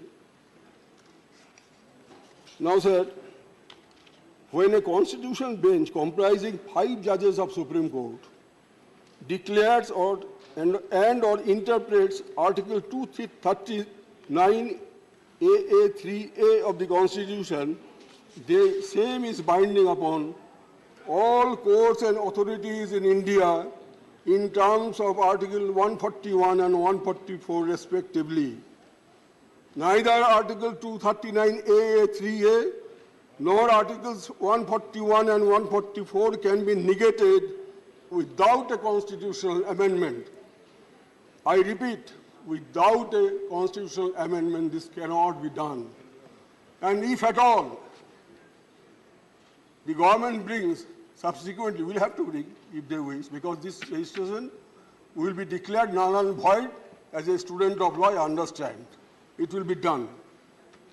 But if the government at all in future brings a constitutional amendment bill, that will also hit by the principle of separation of powers, and federalism, which are the basic structures of the Constitution that was held by the Supreme Court right from the Keshavananda Bharati case till Minerva Mill case. Sir, this bill this bill seeks to render the GNCTD Assembly, or for that matter the Delhi government, virtually toothless and ineffective insofar as the services and service commission are concerned. Even a constitutional bill on this score shall be unconstitutional ab initio, as it will negate federalism and separation of powers, already stated by me. Sir, now let me have a look at the bill once. Possibly that will be the final, because 7 minutes already elapsed. Come to part 4A. It says about provisions relating to the maintenance of democratic and administrative balance in the governance of National Capital Territory of Delhi. What a brilliant drafting. To maintain a balance, the original act came into being in 1991. We are in 2023. So for the last 33 years, there was no balance. There was no balance. That is why, all on a sudden, the Kumbhakarna has risen from the deep sleep to maintain a balance. Interestingly, the authority has been proposed to be created. Which authority? Already stated by other members. The Chief Minister, Chief Secretary, Home Secretary. Sir, please give it to me. Please give it to me. Very interesting bill. Chief Minister, Home Minister, Chief Minister, Chief Secretary and Home Secretary. And whatever may be recommended by the Chief Minister, if it is not accepted by the two bureaucrats, then also it will be passed and the Lieutenant Governor will accept it. So, Chief Minister will be a, what should I say, what should I say, without any authority. He does not have any authority. The bureaucrat will prevail upon him. Sir, in democracy, will of the people is supreme. Vox populi, vox dei. Sabar upore manush satya tahar upore nai. Will of the people. But here, the will of the people, which has been reflected through election, the duly elected constitution elected government, his chief minister has no power, the bureaucrat will overrule the recommendations of the chief minister. This is a draconian bill. This is against all spirit of the constitution, and every citizen of this country should oppose this bill in the manner, not only inside parliament, even outside parliament, voice is to be raised. Sir, finally, with your kind permission, I would like to quote from judgment online of former Chief Justice Y.V. Chandrachud, the father of the present Honorable Chief Justice of India. Quote, Parliament cannot, under Article 368, expand its amending power so as to acquire for itself the right to repeal or abrogate the Constitution or to destroy its basic essential features. Here is a case where the basic features are being destroyed. And sir, according to me, according to my party, All India Trinamool Congress, this government seeks to insert entry 41 of the list 2 into Article 239A3A, thereby expanding the scope of accepted matters, so that the bill virtually stands against the heaven of freedom into which Rabindranath Tagore wanted his country to awake, as the bill reflects the abyss unrestricted power to ensure emergence of a banana republic. Thank you, sir. Shri Tiruchi Shiva, 14 minutes. Thank you, Mr. Chairman, sir. Sir, I stand to oppose this bill very strongly, for it infringes upon the basic structure of doctrine by crushing the federalism which is the soul of Indian democracy. Sir, this attempt of this government is yet another a strike on federalism. It is unwarranted, untenable, it is undemocratic, unjustifiable, unfederal, and unconstitutional. Sir, why I am saying all these things? Unwarranted. Sir, after 1991, when the Delhi was granted special status, BJP came to power. Mr. Madanlal Khurana and later Sahib Singh Verma, who were the chief ministers, they insisted for full statehood for Delhi. And later, sir, in 2003, August of 2003, the NDA-1 government introduced a bill insisting for full statehood for Delhi. So when they are ruling, they want full statehood for Delhi. Then what necessity for this ordinance or this bill, sir? At 2015, Aam Aadmi won the election with a significant margin. Immediately after that, the union government issued a notification that services will come under the control of the union government. And that sparked a legal battle, sir, which lasted for 8 years. And recently, the Supreme Court in 2018 and 2023 Constitutional Bench has given a unanimous judgment in favor of the Delhi government that they have got every power. Now this bill is attempting to overturn the Supreme Court judgment and override the powers of the state government. Sir, we should just look at it in this manner, sir. So whenever they are in double standard, when they are in power, they want something. It is in time, very shortly, if an opposition party is ruling, they will be disturbed by the governors. If it is a union territory, the lieutenant governor will take all the powers and will not allow the state government to function. So in this situation, where is democracy?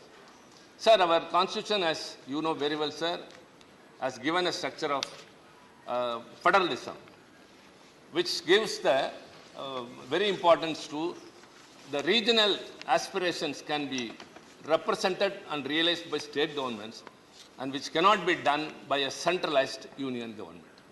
Sir, it has also established a mechanism of triple chain accountability. The people hold the legislators accountable, the legislature holds the government accountable, and the government holds the officers accountable. But now, the officers are not under the control of the government of union territory. So what's the use of being there?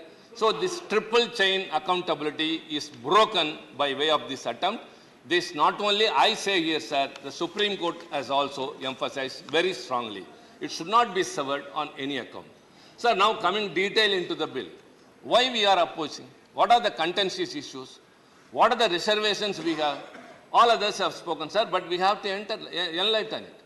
Number one, this bill attempts to establish a National Capital Civil Services Authority. As everyone said, it will consist of 3 members under the chairmanship of the Chief Minister and 2 officers, Home Secretary and Chief Secretary. Who are they? Appointed by the Union government.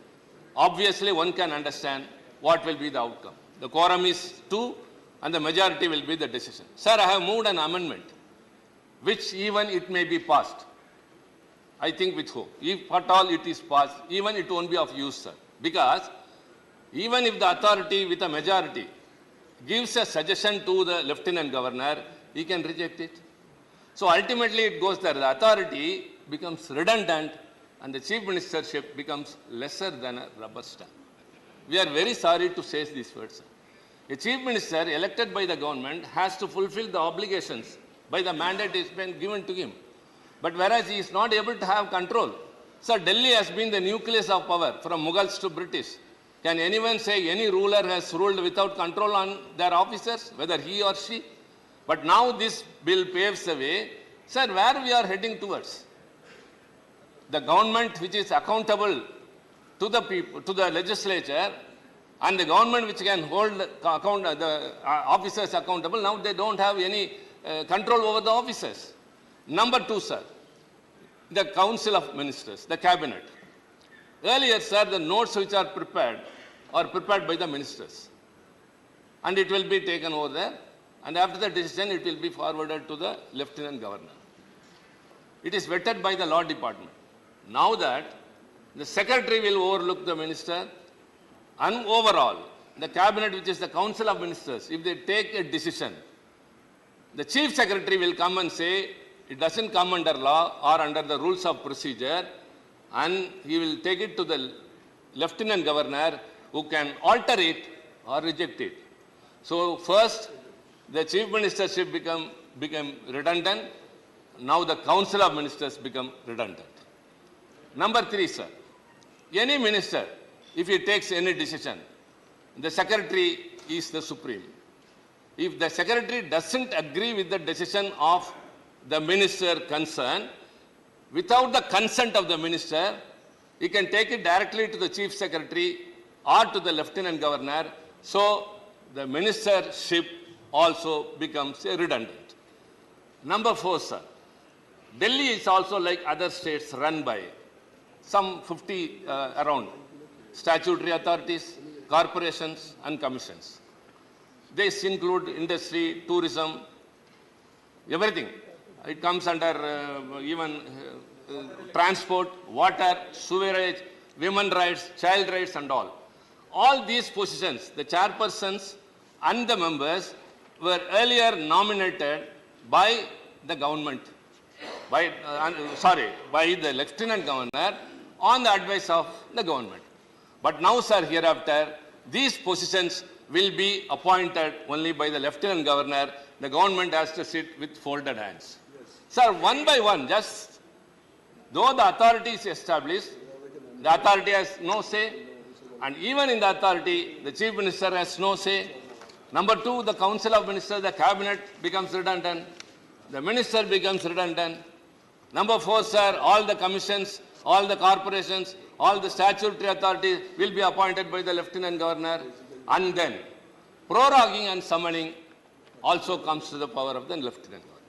Earlier, sir, the Council of Ministers will decide a date and they will represent to the Lieutenant Governor and he will summon. Now that Lieutenant Governor can do. So the government cannot, if at all an urgent issue has to be resolved, if the Assembly has to be convened, the Chief Minister or the Council of Ministers has no power. Sir, kindly tell us. We are not just accusing the government or pointing fingers, what you are doing is wrong, but kindly explain to us why all these things happen. A government which has been elected by the people, they have to cater to the needs of the people. They only know the local people's aspirations. That's why we are pleading for state autonomy. When the voice for decentralization is going up and up, this government is traveling on the opposite direction. Powers are centralized in the union government again and again. What will happen? It will get broken. Sir, India, which is known for federalism, sir, everything is under threat now. Secularism is under threat now. Especially, sir, we are very much concerned that this bill again strikes at the very root of federalism. Sir, let me quote Dr. Baba Saheb Ambedkar. Ambedkar, in November 4, 1948, this bill disregards the constitutional morality. That's what I am trying to drive at.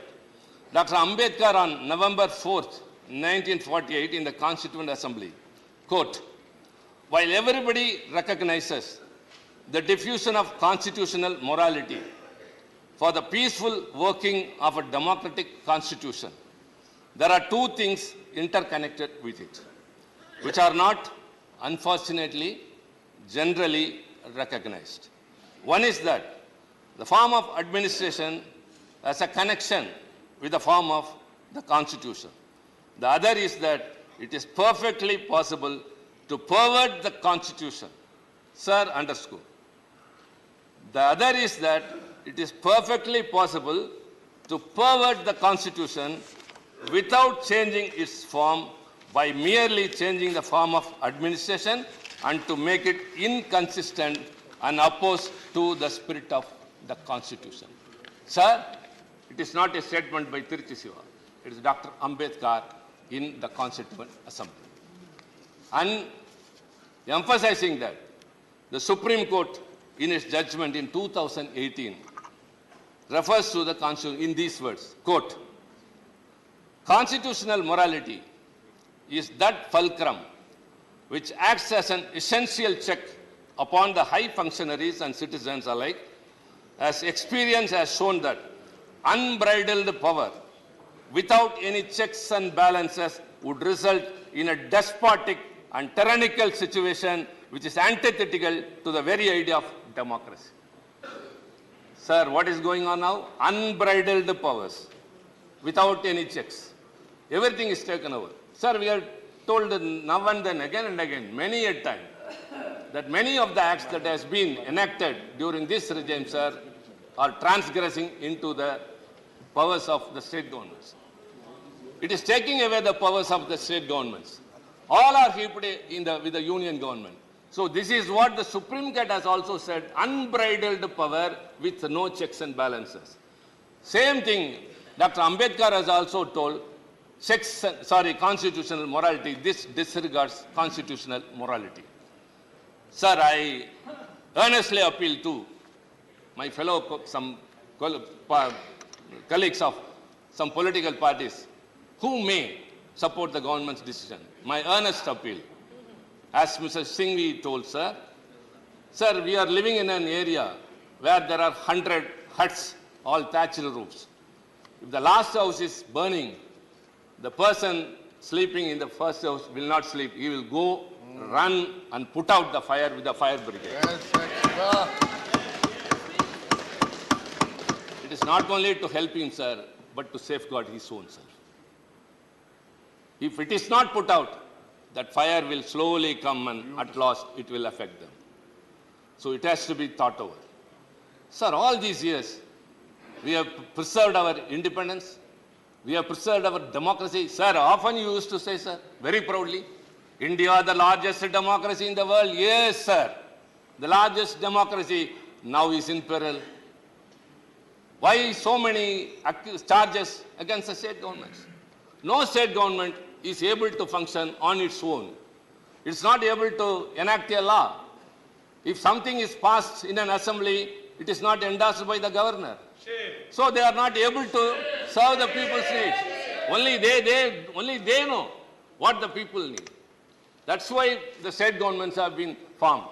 But now that either the union government encourages or through the governor, it is trying to obstruct. Sir, all these things have to be kept in mind. Again, I say, all the reservations and contentions we have raised are not with a partisan mood, sir, but it has to be justified. Why all these things have been done? Why all the powers have been taken from a state government? Why the chief ministership has been reduced to the level of, sorry to say the word, rubber stamp, and more or less, everything is redundant, sir. What is the big idea of getting along? Sir, let me conclude, sir. I've already told them once, now that, not in any other manner. In the democratic process, one day they will be out of power. And every day they will be lamenting and regretting for all those laws they have enacted. It is not far behind, sir. 2024, the India Alliance will win. We will be there. And, sir, we will restore Delhi its autonomy. Thank you very much. Let me go on. Don't be too quick. It is not too quick for me. Shri Raghav Chadda, 14 minutes. 1-4. Sir, आज मैं सिर्फ 2 करोड़ दिल्ली वासियों की ओर से नहीं, बल्कि 135 करोड़ भारतवासियों की ओर से बोलने के लिए खड़ा हुआ हूँ। सर, इससे ज़्यादा असंवैधानिक, गैर कानूनी कागज़ का टुकड़ा एक बिल के माध्यम से शायद ही आज से पहले कभी संसद भवन के भीतर लाया गया होगा। और अपना वक्तव्य शुरू करने से पहले मैं महाभारत के एक अंश का वर्णन करना चाहूँगा, जिसे रामधारी सिंह दिनकर ने एक बहुत ही महत्वपूर्ण कविता में लिखकर बताया है, जिसमें भगवान श्री कृष्ण एक शांति दूत बनके पांडवों की ओर से हस्तिनापुर जाते हैं शांति का प्रस्ताव लेकर। कवि लिखते हैं, मैत्री की राह बताने को, सबको सुमार्ग पर लाने को, दुर्योधन को समझाने को, भीषण विध्वंस बचाने को, भगवान हस्तिनापुर आए, पांडव का संदेशा लाए। भगवान कहते हैं, दो न्याय अगर तो आधा दो, पर इसमें भी यदि बाधा हो तो दे दो केवल 5 ग्राम, रखो अपनी धरती तमाम, हम वहीं खुशी से खाएंगे, परिजन पर हंसी ना उड़ाएंगे। पर दुर्योधन वो भी दे ना सका, आशीष समाज की ले ना सका, उल्टा हरि को बांधने चला, जो असाध्य था उसे साधने चला, जब नाश मनुष्य पर छाता है, पहले विवेक मर जाता। सर, इसमें दिल्ली बिल का सार है। सर, हम न्याय की गुहार लगाने आपके सामने आए हैं, अपने हक मांगने आए हैं, अपने हक से ज्यादा मांगने नहीं आए। सर, मैं अपने वक्तव्य को 3 भाग में बांटता हूं। पहला, कि ये बिल कैसे एक राजनीतिक धोखा है, पॉलिटिकल फ्रॉड है। दूसरा, ये कैसे एक संवैधानिक पाप है, कॉन्स्टिट्यूशनल सिन है। और तीसरा, कि ये एडमिनिस्ट्रेटिव लॉकजैम यानी कि प्रशासनिक गतिरोध दिल्ली में कैसे पैदा कर देता है। सर, पहला, राजनीतिक धोखा। यह कहानी है सर 1977 से लेकर 2015 की। लगभग 40 साल का लंबा संघर्ष भारतीय जनता पार्टी ने दिल्ली में पूर्ण राज्य का दर्जा स्थापित करने के लिए किया। 1977 में जब 3rd मेट्रोपॉलिटन काउंसिल दिल्ली में था, उसमें जनता पार्टी की सरकार थी। उन्होंने मता पास कर कहा कि दिल्ली को पूर्ण राज्य का दर्जा बनाएंगे। लगातार पूर्ण राज्य की दर्जे की मांग करते करते ये 1989 का लोकसभा का मैनिफेस्टो मैं बीजेपी का लाया हूं। 1989 के मैनिफेस्टो में पेज नंबर 361 पे पॉइंट नंबर 10 पे ये कहते हैं, grant statehood to UT of Delhi. यानी कि 1989 से लेकर लगातार ये लोग दिल्ली को पूर्ण राज्य का दर्जा दिलाने की मांग करते रहे। यहां तक कि जब 1991 में कांग्रेस की सरकार ने दिल्ली में विधानसभा का गठन किया, उससे भी ना पर्याप्त मानते हुए लाल कृष्ण आडवाणी जी, मदन लाल खुराना जी सबने बयान दर्ज कराए कि यह भी दिल्ली के साथ न्याय नहीं है, दिल्ली को पूर्ण राज्य का दर्जा मिलना चाहिए और हम इसके लिए आंदोलन चलाएंगे। और लगातार इन लोगों ने संघर्ष किया, आंदोलन किया। सर 1998, 1999 में फिर अपने मैनिफेस्टो में बीजेपी ने, ये 1999 का मैनिफेस्टो है, ये जारी कर कहा कि हम दिल्ली को पूर्ण राज्य का दर्जा देंगे। Page number 132, point number 31, we will give full statehood to Delhi. Sir इन लोगों ने बड़ा आंदोलन चलाया, संघर्ष किया, सड़कों पे लाठियां खाई, न जाने क्या क्या किया दिल्ली को पूर्ण राज्य का दर्जा दिलाने के लिए। और अंततः वो दिन आया जिस दिन वाजपेयी सरकार और वाजपेयी सरकार के उप प्रधानमंत्री आदरणीय लाल कृष्ण आडवाणी जी इस सदन के भीतर एक बिल लाए, द कॉन्स्टिट्यूशनल अमेंडमेंट बिल 2003, जो दिल्ली को पूर्ण राज्य का दर्जा देता है। यह बिल आडवाणी जी इस सदन के भीतर लाए और कहा कि दिल्ली को अधिकार देने की जरूरत है, दिल्ली को पूर्ण राज्य का दर्जा भाजपा दिलाएगी। यहां भी बात खत्म नहीं होती सर। इसके बाद 2013 के अपने मैनिफेस्टो में बीजेपी ने कहा हम पूर्ण राज्य का दर्जा देंगे। इनकी जून 2013 में नेशनल एग्जीक्यूटिव की मीटिंग हुई, उसमें मता पास कर कहा हम दिल्ली को पूर्ण राज्य का दर्जा देंगे। यहां तक कि इनके सांसद डॉक्टर हर्षवर्धन ने बयान दिया कि जब आदरणीय नरेंद्र मोदी जी देश के प्रधानमंत्री बनेंगे हम दिल्ली को पूर्ण राज्य का दर्जा देंगे। ये इन सब ने सर लगातार बातें कही और दिल्ली को पूर्ण राज्य का दर्जा दिलाने की मांग लगातार भारतीय जनता पार्टी दिल्ली वालों के सामने रखती रही। सर ये बिल सिर्फ संविधान का और लोकतंत्र का अपमान नहीं है, ये बिल लाल कृष्ण आडवाणी जी का, अटल बिहारी वाजपेयी जी का, मदन लाल खुराना जी का, सुषमा स्वराज जी का, अरुण जेटली जी का, सबका अपमान करने का और उनके 40 साल के संघर्ष को मिट्टी में मिलाने का काम करता है। सर मैं माननीय गृह मंत्री जी का बयान लोकसभा में सुन रहा था। उन्होंने कहा कि नेहरू जी ने, पंडित नेहरू ने यह बात रखी थी कि दिल्ली को पूर्ण राज्य का दर्जा नहीं मिलना चाहिए। मैं माननीय गृह मंत्री जी से कहना चाहता हूं, नेहरूवादी मत बनिए, आडवाणीवादी बनिए, वाजपेयीवादी बनिए और दिल्ली को पूर्ण राज्य का दर्जा देने का आज आपके पास ऐतिहासिक मौका है। दिल्ली को पूर्ण राज्य का दर्जा दीजिए। सर इस बिल को लाने का असल कारण क्या है, यह बिल क्यों लाया गया है? पिछले 25 साल में दिल्ली में 6 बार विधानसभा के चुनाव हुए, 6 के 6 चुनाव भारतीय जनता पार्टी बुरी तरीके से हारी। यहां तक कि 2015 और 20 में आजाद भारत के इतिहास की सबसे बड़े जनादेश की सरकार अरविंद केजरीवाल ने दिल्ली में बनाई। क्योंकि ये पिछले 25 साल चुनाव नहीं जीत पाए और अरविंद केजरीवाल और आम आदमी पार्टी के आने के बाद ये जानते हैं कि अगले 25 साल भी ये लोग चुनाव नहीं जीत पाएंगे, तो सरकार को नष्ट करने का काम कर रहे हैं। ना रहेगी सरकार और ना रहेगा चुनावों का महत्व, ना रहेगा बांस, ना बजेगी बांसुरी। लेकिन मैं आज इस मंच से भाजपा से अनुरोध करूंगा कि कम से कम लाल कृष्ण आडवाणी जी को न्याय दीजिए, कम से कम उनकी इच्छा पूरी करिए, दिल्ली को पूर्ण राज्य का दर्जा दीजिए। सर मेरा दूसरा भाग कि कैसे यह बिल एक संवैधानिक पाप है। सर पहली चीज, ये abuse of ordinance making powers है, आर्टिकल 123 जो संविधान का देता है। संविधान ये कहता है, और वाईवी चंद्रचूड़ साहब का AK Roy versus union of India एक बड़ा महत्वपूर्ण लैंडमार्क जजमेंट है, जिसने कहा कि ऑर्डिनेंसेस सिर्फ आपातकालीन और विषम परिस्थितियों में लाए जाएंगे।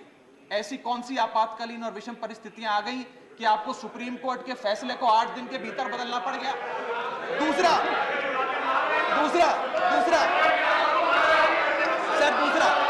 सर देखिए सर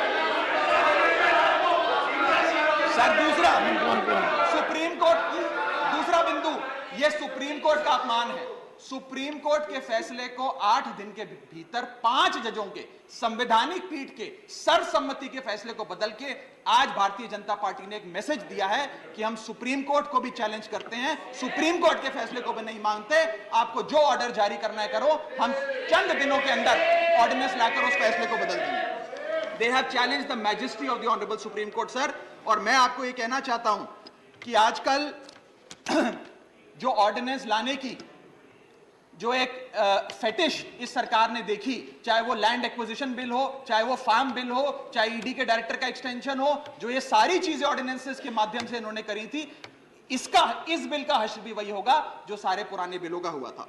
सर, थर्ड बिंदु कि कैसे ये बिल संघीय ढांचे को एरोड करता है। हमारा भारत का संविधान और सुप्रीम कोर्ट का 2023 का 2018 का संवैधानिक पीठ का फैसला कहता है कि दिल्ली के पास एक यूनिक फेडरल आइडेंटिटी है, यूनिक कॉन्स्टिट्यूशनल आइडेंटिटी है, और भारत का संविधान जो हमें संघीय ढांचा देता है, जो शक्तियां देता है, उन शक्तियों को एनक्रोच करने का काम यह सरकार करती है, हमसे अफसरशाही और तमाम शक्तियां छीनकर। मैं आपको सुप्रीम कोर्ट का वो एक वाक्य पढ़ के सुनाना चाहूंगा।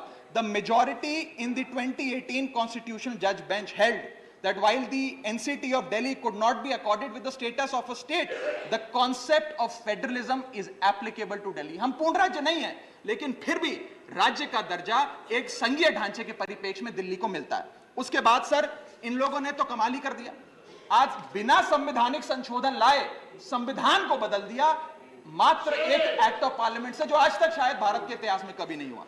सर, इसके बाद ये बिल पार्लियामेंट्री अंडरमाइन करता है प्रिंसिपल्स ऑफ कलेक्टिव रिस्पांसिबिलिटी को। भारत का संविधान कहता है सर कि परमानेंट एग्जीक्यूटिव और पॉलिटिकल एग्जीक्यूटिव मिलके लेजिस्लेचर के प्रति जवाबदेही होंगे। ये प्रिंसिपल ऑफ कलेक्टिव रिस्पांसिबिलिटी है। इसमें से परमानेंट एग्जीक्यूटिव यानी कि अफसरशाही को छीनकर ये पूरी तरीके से कलेक्टिव रिस्पांसिबिलिटी का प्रिंसिपल, जिसपे सरकारें चलती हैं इस देश में, उसे ध्वस्त करता है।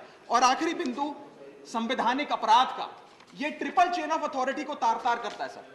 ट्रिपल चेन ऑफ अकाउंटेबिलिटी ये होती है कि अफसरशाही की जवाबदेही मंत्री को, मंत्री की जवाबदेही लेजिस्लेचर को, और लेजिस्लेचर की जवाबदेही जनता को। इसमें से अगर आप अफसरशाही हटा देते हो तो फिर जवाबदेही की जो ये ट्रिपल चेन ऑफ अकाउंटेबिलिटी है ध्वस्त हो जाती है। तो ये काम करके संवैधानिक अपराध एक प्रकार से सरकार ने किया है। सर, मेरा आखिरी भाग, ये कैसे एक एडमिनिस्ट्रेटिव हाराकिरी, एक एडमिनिस्ट्रेटिव गतिरोध पैदा करता है। ये कहता है सिर्फ उपराज्यपाल ही ट्रांसफर पोस्टिंग करेंगे एक समिति के माध्यम से, यानी कि अफसर अब मुख्यमंत्री की नहीं सुनेगा, मंत्रियों की नहीं सुनेगा।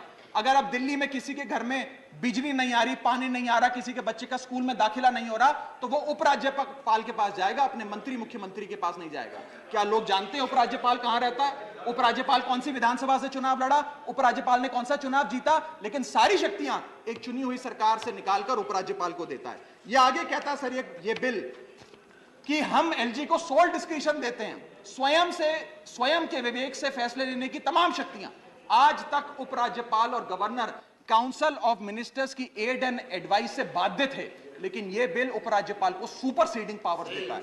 आगे सर, यह बिल जितने भी ब्यूरोक्रेट्स हैं उन्हें एक जुडिशियल अथॉरिटी बना देता है। यह कहता है अफसरशाही तय करेगी कि मंत्री का फैसला सही है कि मंत्री का फैसला गलत है, और अगर अफसर को मंत्री का कोई फैसला पसंद नहीं आया तो अफसर मंत्री का फैसला लागू करने से मना कर सकते हैं। और सर, यह बिल अथॉरिटी, कमीशंस और कॉरपोरेशंस बनाने की, तमाम गठन करने की, नियुक्ति करने की शक्तियां सारी की सारी केंद्र सरकार को दे देता है, यानी कि सरकार की चाबी एक प्रकार से केंद्र सरकार को हाथ में पकड़ा देता है। सर, माननीय गृह मंत्री जी ने कहा था कि आम आदमी पार्टी एक सुपारी सी जितनी पार्टी है, एक सुपारी जितनी छोटी सी पार्टी है। सर, ये वो सुपारी जितनी पार्टी है जो आजाद भारत के इतिहास का फास्टेस्ट ग्रोइंग पॉलिटिकल स्टार्टअप कहलाती है। ये वो सुपारी जितनी पार्टी है जिसने 3 बार भाजपा को दिल्ली में हराया और 2 बार 2015 और 20 में आजाद भारत के इतिहास की सबसे बड़ी जनादेश की सरकार बनाई। ये वो सुपारी जितनी पार्टी है जिसने पंजाब में भाजपा को लगभग शून्य पर लाकर खड़ा कर दिया।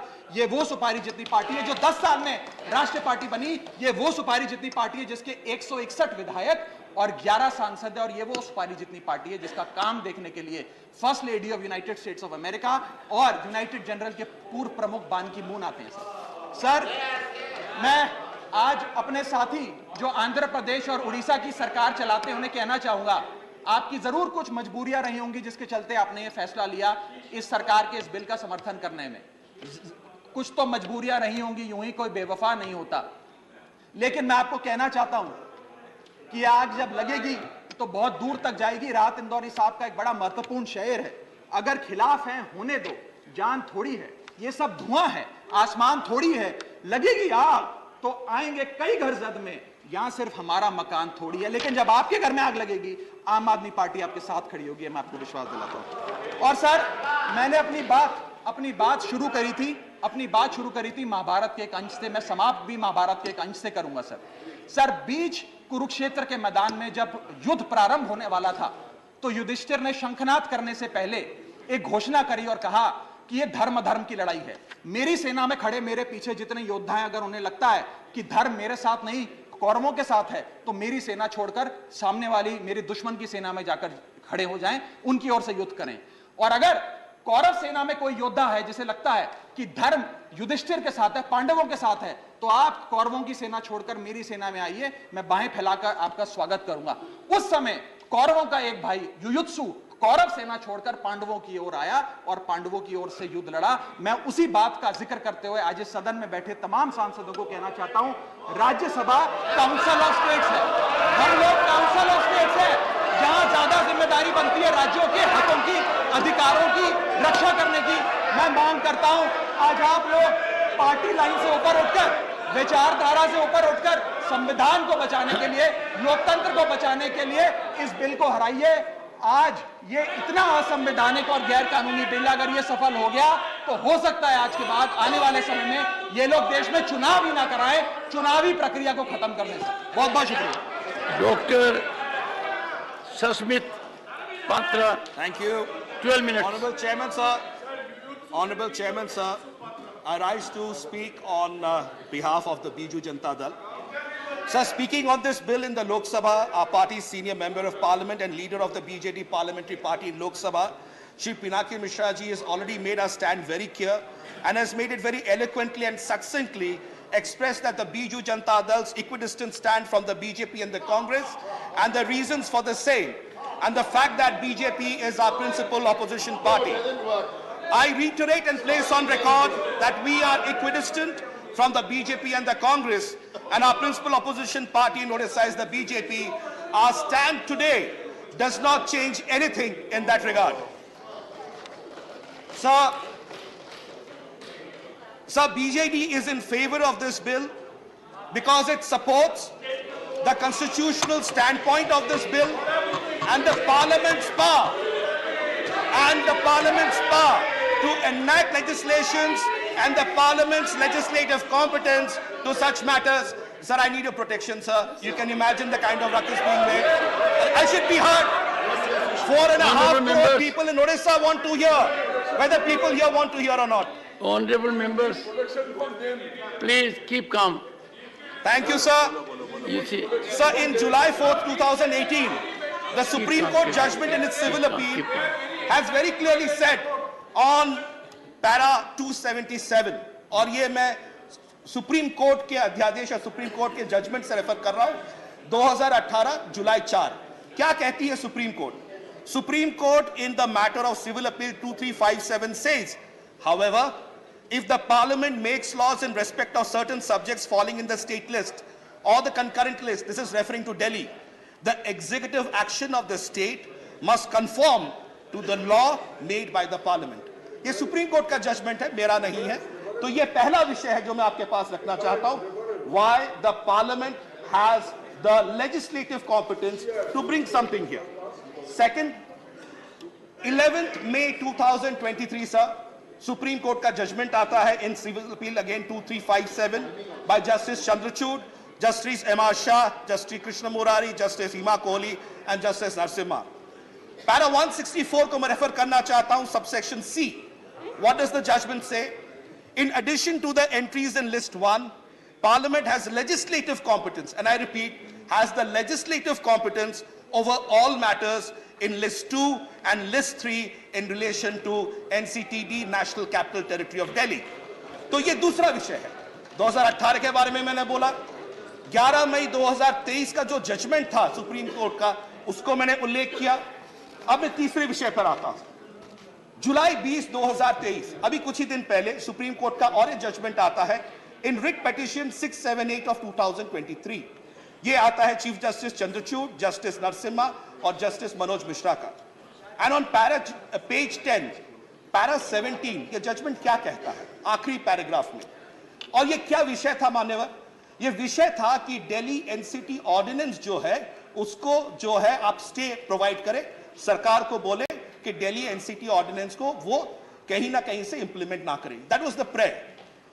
तो माननीय सुप्रीम कोर्ट का जजमेंट आता है और आखिरी लाइन में supreme court says, and I quote, IA number 13050 of 2023 seeking a stay of the NCT ordinance is dismissed। तो स्पष्ट तौर से सुप्रीम कोर्ट ये जो प्रेयर किया है एनसीटी ऑर्डिनेंस के बारे में उसको डिसमिस कर देता है। तो ये जो बार बार कहा जाता है that the legislative power does not exist because the matter is pending, that is on a separate matter, not on the matter dealing with July 20th 2023। तो फिर कॉन्स्टिट्यूशन बेंच के पास जो मैटर गया है वो मैटर क्या है? कॉन्स्टिट्यूशन बेंच के पास मैटर दिल्ली एनसीटी का नहीं गया है, क्या है? What are the contours of power of Parliament to enact a law under Article 239AA7, and whether the Parliament in the exercise of its powers under 239AA7 can abrogate the constitutional provisions of governance for NCT? So, Delhi Ordinance Bill specifically is not being placed before the Constitution bench. The points of law, जो दो points of law है, वो place किया गया है, ये स्पष्टता होनी चाहिए। Then I come to Constitution of India, संविधान पे आता हूँ। 2018 जजमेंट ऑफ सुप्रीम कोर्ट मैंने बोला, 11 मई सुप्रीम कोर्ट के बारे में बोला, 20 जुलाई सुप्रीम कोर्ट के बारे में बोला। अब मैं संविधान पे आता हूं। संविधान धारा article 239AA sub clause 3B क्या कहता है मान्यवर? Nothing in subclause A shall derogate from the powers of Parliament under this Constitution to make laws with respect to any matter of a union territory or a part thereof। तो parliament को पूर्ण अधिकार मिलता है कि अगर आप ऐसी कोई भी लॉज आती हैं तो powers of the parliament can not be derogated, can not be declined, can not be diluted, can not be taken away from the perspective of the powers to undertake their activity on any matter of a union territory. संविधान कहता है। अब constitution bench क्या कहेगा? That's a secondary issue. Now we come to 239AA 7A and 7B of the constitution. मैं आखिरी पड़ाव पे हूं। अब कहा जाता है कि whether the parliament has the legislative competence, Biju Janata Dal parliament के साथ है, बीजू जनता दल कॉन्स्टिट्यूशन के साथ है, Biju Janata Dal that the parliament has the legislative competence to undertake such an activity उसके साथ है। So what does the constitution say? 239AA article clause 7A and 7B। What does 7A say, sir? 7A कहता है Parliament may, by law, make provisions for giving effect to or supplementing the provisions contained in the foregoing clauses and for all matters therein or consequential thereto। इसका मतलब क्या है? सारा आज बता देता हूं कि पार्लियामेंट के पास तमाम वो पावर्स हैं जिससे कि 239AA जो कि दिल्ली एनसीटी के बारे में है उस पर अपने रूल्स, अपने लॉज कर सकता है। 7B, any such law as is referred to subclause A shall not be deemed to be an amendment of this constitution। तो जो बात आती है बार बार constitution amendment की, clause 7B बहुत clearly संविधान का बताता है that this is not any changes in 239AA 7A and 7B के तहत is not considered as a constitution amendment, it can be undertaken। माननीय अब मैं और 2-3 मिनट लूंगा और मैं खत्म करूंगा। So sir, this is a constitutional issue. This is a legislative issue. This is not a political one. This is an issue which is before the power of the parliament to legislate and its legislative competence. It's not about parties or governments. Sir, किसी ने कहा था, एक बहुत बड़े महापुरुष ने, एक बहुत बड़े लीडर ने, सरकारें आएंगी जाएंगी, पार्टियां बनेंगी बिगड़ेंगी, संविधान रहना चाहिए, इस देश का संविधान, इस देश की सोच रहनी चाहिए। Sir, with these words, and the matter is pending before the court, we would leave it at that. Let the constitution bench come back to it, but that does not take away the legislative competence of the parliament. We will continue our equidistant policy from both the BJP and the Congress, and Biju Janata Dal, led by our leader and Honorable Chief Minister Shri Naveen Patnaik ji, will continue to support the constitutional position and the parliament's power to enact this piece of legislation. Thank you. Jai Hind. Bande Utkal. Thank you. Manya V. Vijay Sai Reddy. Reddy ji, you have 12 minutes. Please let him speak, please. Thank you. Please. Thank you, Deputy Chairman, sir. No comments while sitting on chair. Sir, I, on behalf of my party and my Chief Minister, Y.S. Jagannath Reddy Garu, raised to support this bill. And I need to respond in this regard while putting forth my arguments, observations. I will have to respond Manu Singhvi ji and also Raghav Chadda ji, who is not seen here. No. Please, no. Sir, the crux of the entire bill has to be understood in the light of the provisions of Article 239AA, as my colleague has pointed out, sir. Sir, 239AA Clause 3 has got 3 subclauses. Subclause A, Subclause B, Subclause C. Sir, Subclause A states, Delhi legislature has got the power to make the laws. Insofar as the issues are concerned, except public order, law and police. Sir, Subclause B states that Parliament shall have the power to make the laws with respect to any matter of our Delhi, any matter. Sir, the subclause C states that in the event of clash between the Delhi government and the Parliament, the law made by the Parliament shall prevail, and the law made by the Delhi government will become null and void.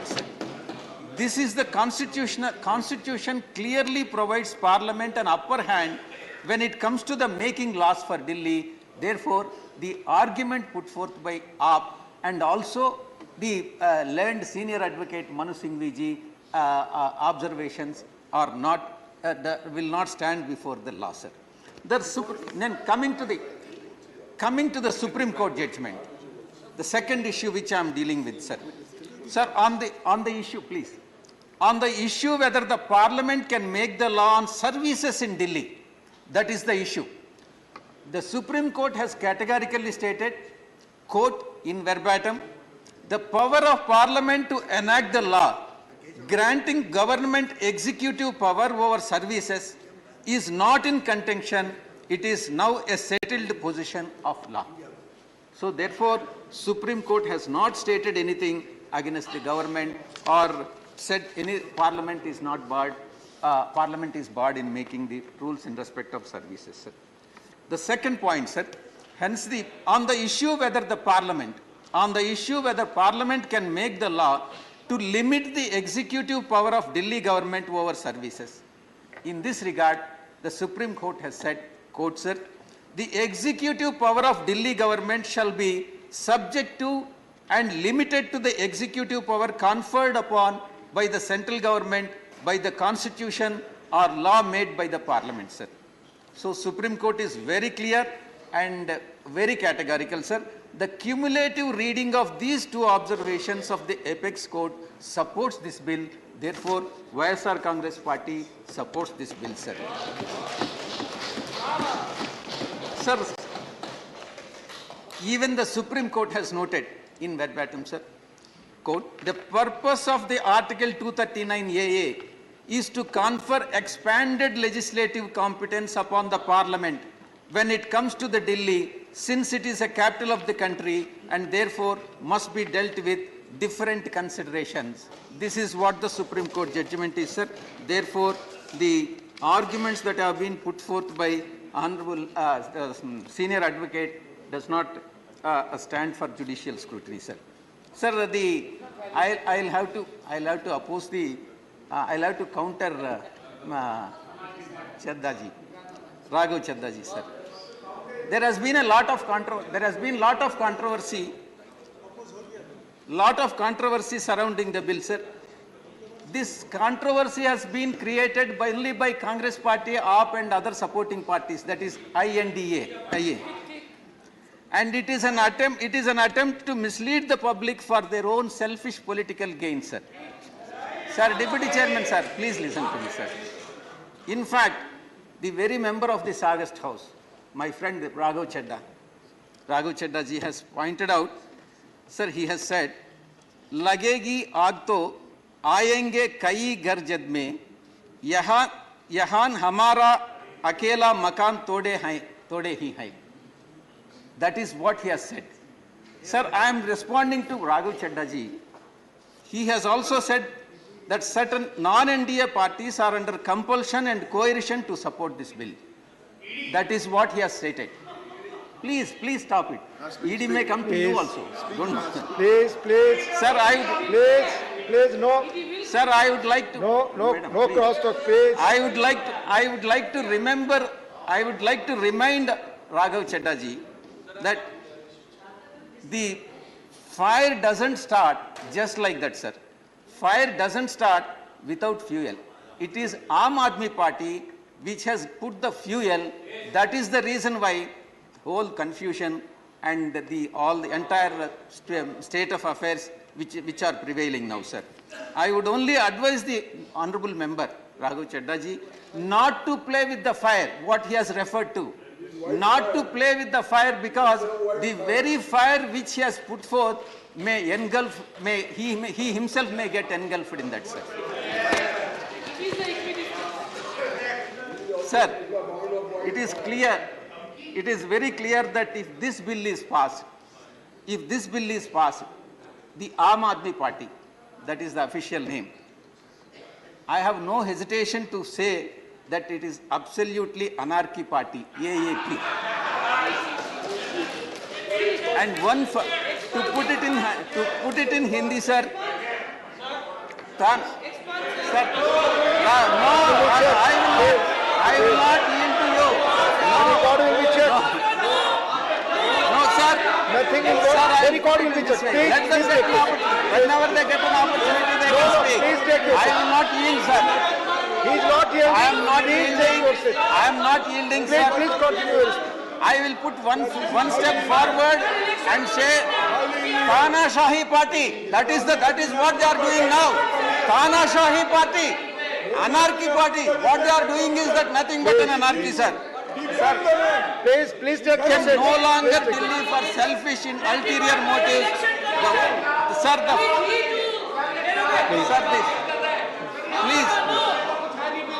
Sir, I have to bring to your kind notice. One of the observations made by one of their founder members, sir. Sir, one of the founder members of Aam Aadmi Party, famous personality, has categorically said, he was poet and he was very popular leader also, Kumar Viswas. What did he say? What did he say? Sir, he has made an allegation that the convener of the party, that is Aam Aadmi Party, has supported separatists and collected funds from the separatists for the elections. That is what the state of affairs are. Sir, it is not me who is saying this. It is the founder member of their party. It is the founder member of their party who has said it. Please, please. Raghav Chadha ji, I will come to you. There are some more issues.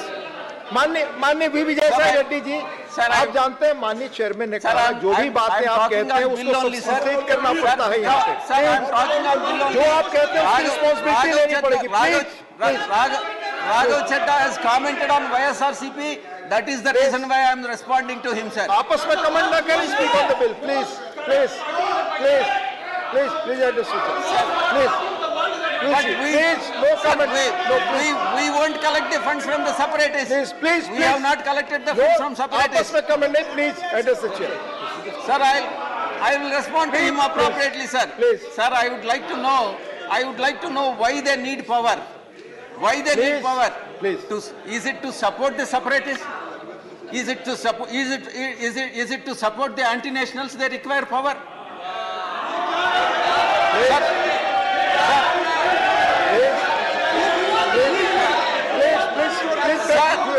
Please listen. Please listen.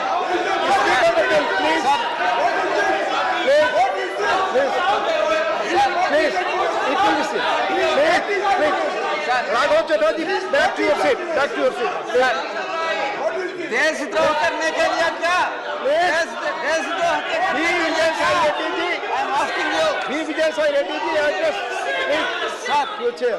sir, many members like me would like to know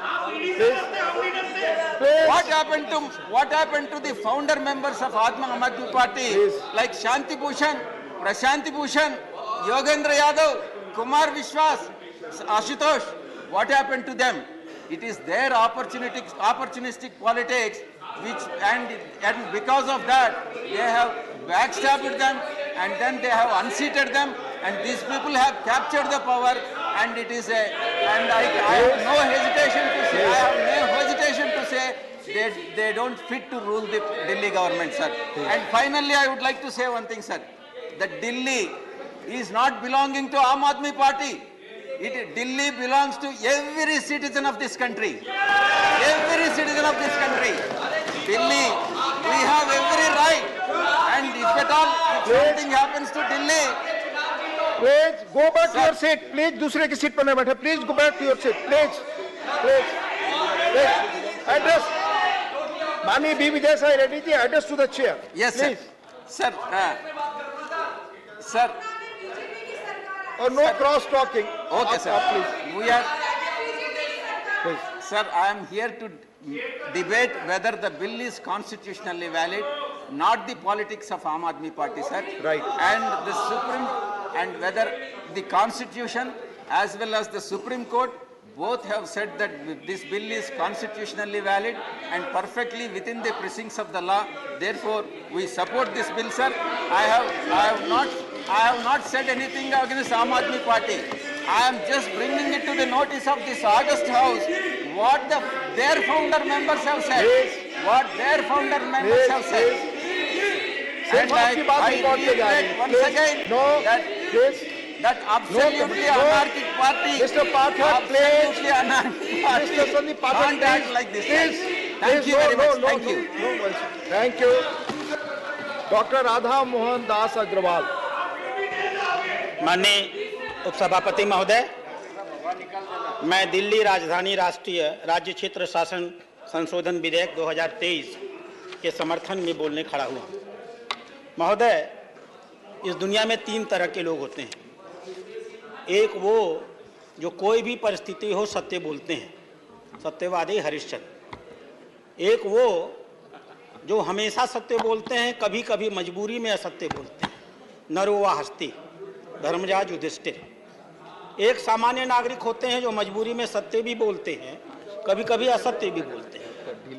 2013 के बाद इस देश के राजनीतिक परिवेश में एक नया प्राणी उदय हुआ है, जो गीता पर शपथ लेकर कहता है कि मैं झूठ बोलता हूं, झूठा ही बोलूंगा और झूठा ही बोलता रहूंगा, मैं उसका नाम नहीं लूंगा। अध्यक्ष महोदय, 2014 में जब यह पार्टी सरकार में आई थी तो दिल्ली के व्यापारियों ने बड़े समर्पण भाव से इसका समर्थन किया था। दिल्ली के व्यापारियों के साथ इन्होंने एक बैठक की। बैठक में दिल्ली के व्यापारियों को कुछ सपने दिखाए। क्या थे वो सपने? हम ready to use and shift market बनाएंगे। 2014 एक भी मार्केट नहीं बना। उन्होंने कहा कि हम दिल्ली के सारे बाजारों को मॉडल बाजार बना देंगे। एक भी बाजार मॉडल नहीं बना। उन्होंने कहा कि हम दिल्ली के बाजारों को, चूंकि लोडिंग और अनलोडिंग नहीं होती है, हम रिलोकेट करेंगे। एक भी बाजार रिलोकेट नहीं हुआ। उन्होंने कहा कि हम दिल्ली में बिजली का बिल कम करेंगे। सच्चाई यह है कि कमर्शियल का बिल दिल्ली में सारे अधिभार को छोड़ करके सबसे अधिक है, पूरे देश में सबसे अधिक है। 9 रुपए से लेकर के 14 रुपए तक का बिल देना पड़ता है। इन्होंने कहा हम दिल्ली में आएंगे तो दिल्ली का विकास कराएंगे। 9 साल के इतिहास में अगर नितिन गडकरी न होते तो इन्होंने एक भी फ्लाईओवर दिल्ली में नहीं बनवाया है। इन्होंने दिल्ली के व्यापारियों से कहा 10 मिनट की बारिश में आपके यहाँ पानी लगता है, हम इसका इलाज कर देंगे। आज की स्थिति यह है कि 10 मिनट तो दूर, 2 मिनट भी पानी बरस जाए तो पुरानी दिल्ली पानी में डूब जाती है। इन्होंने कहा कि हम आपके हाउस टैक्स को, चुप रहो, इन्होंने कहा कि हम हाउस टैक्स को कम करेंगे। सच्चाई क्या किया इन्होंने? कमर्शियल टैक्स को 3 गुना किया और उपसभापति महोदय, यह अकेला राज्य है जहां व्यापारी कमर्शियल टैक्स भी देता है और अपने दुकान के सामने का कूड़ा उठाने के लिए 500 रुपए से लेकर के 5000 रुपए तक का शुल्क भी अदा करता है। इन्होंने वादा किया था कि हम झोपड़ी झुग्गी वालों को पक्का मकान बना के देंगे। सच क्या है?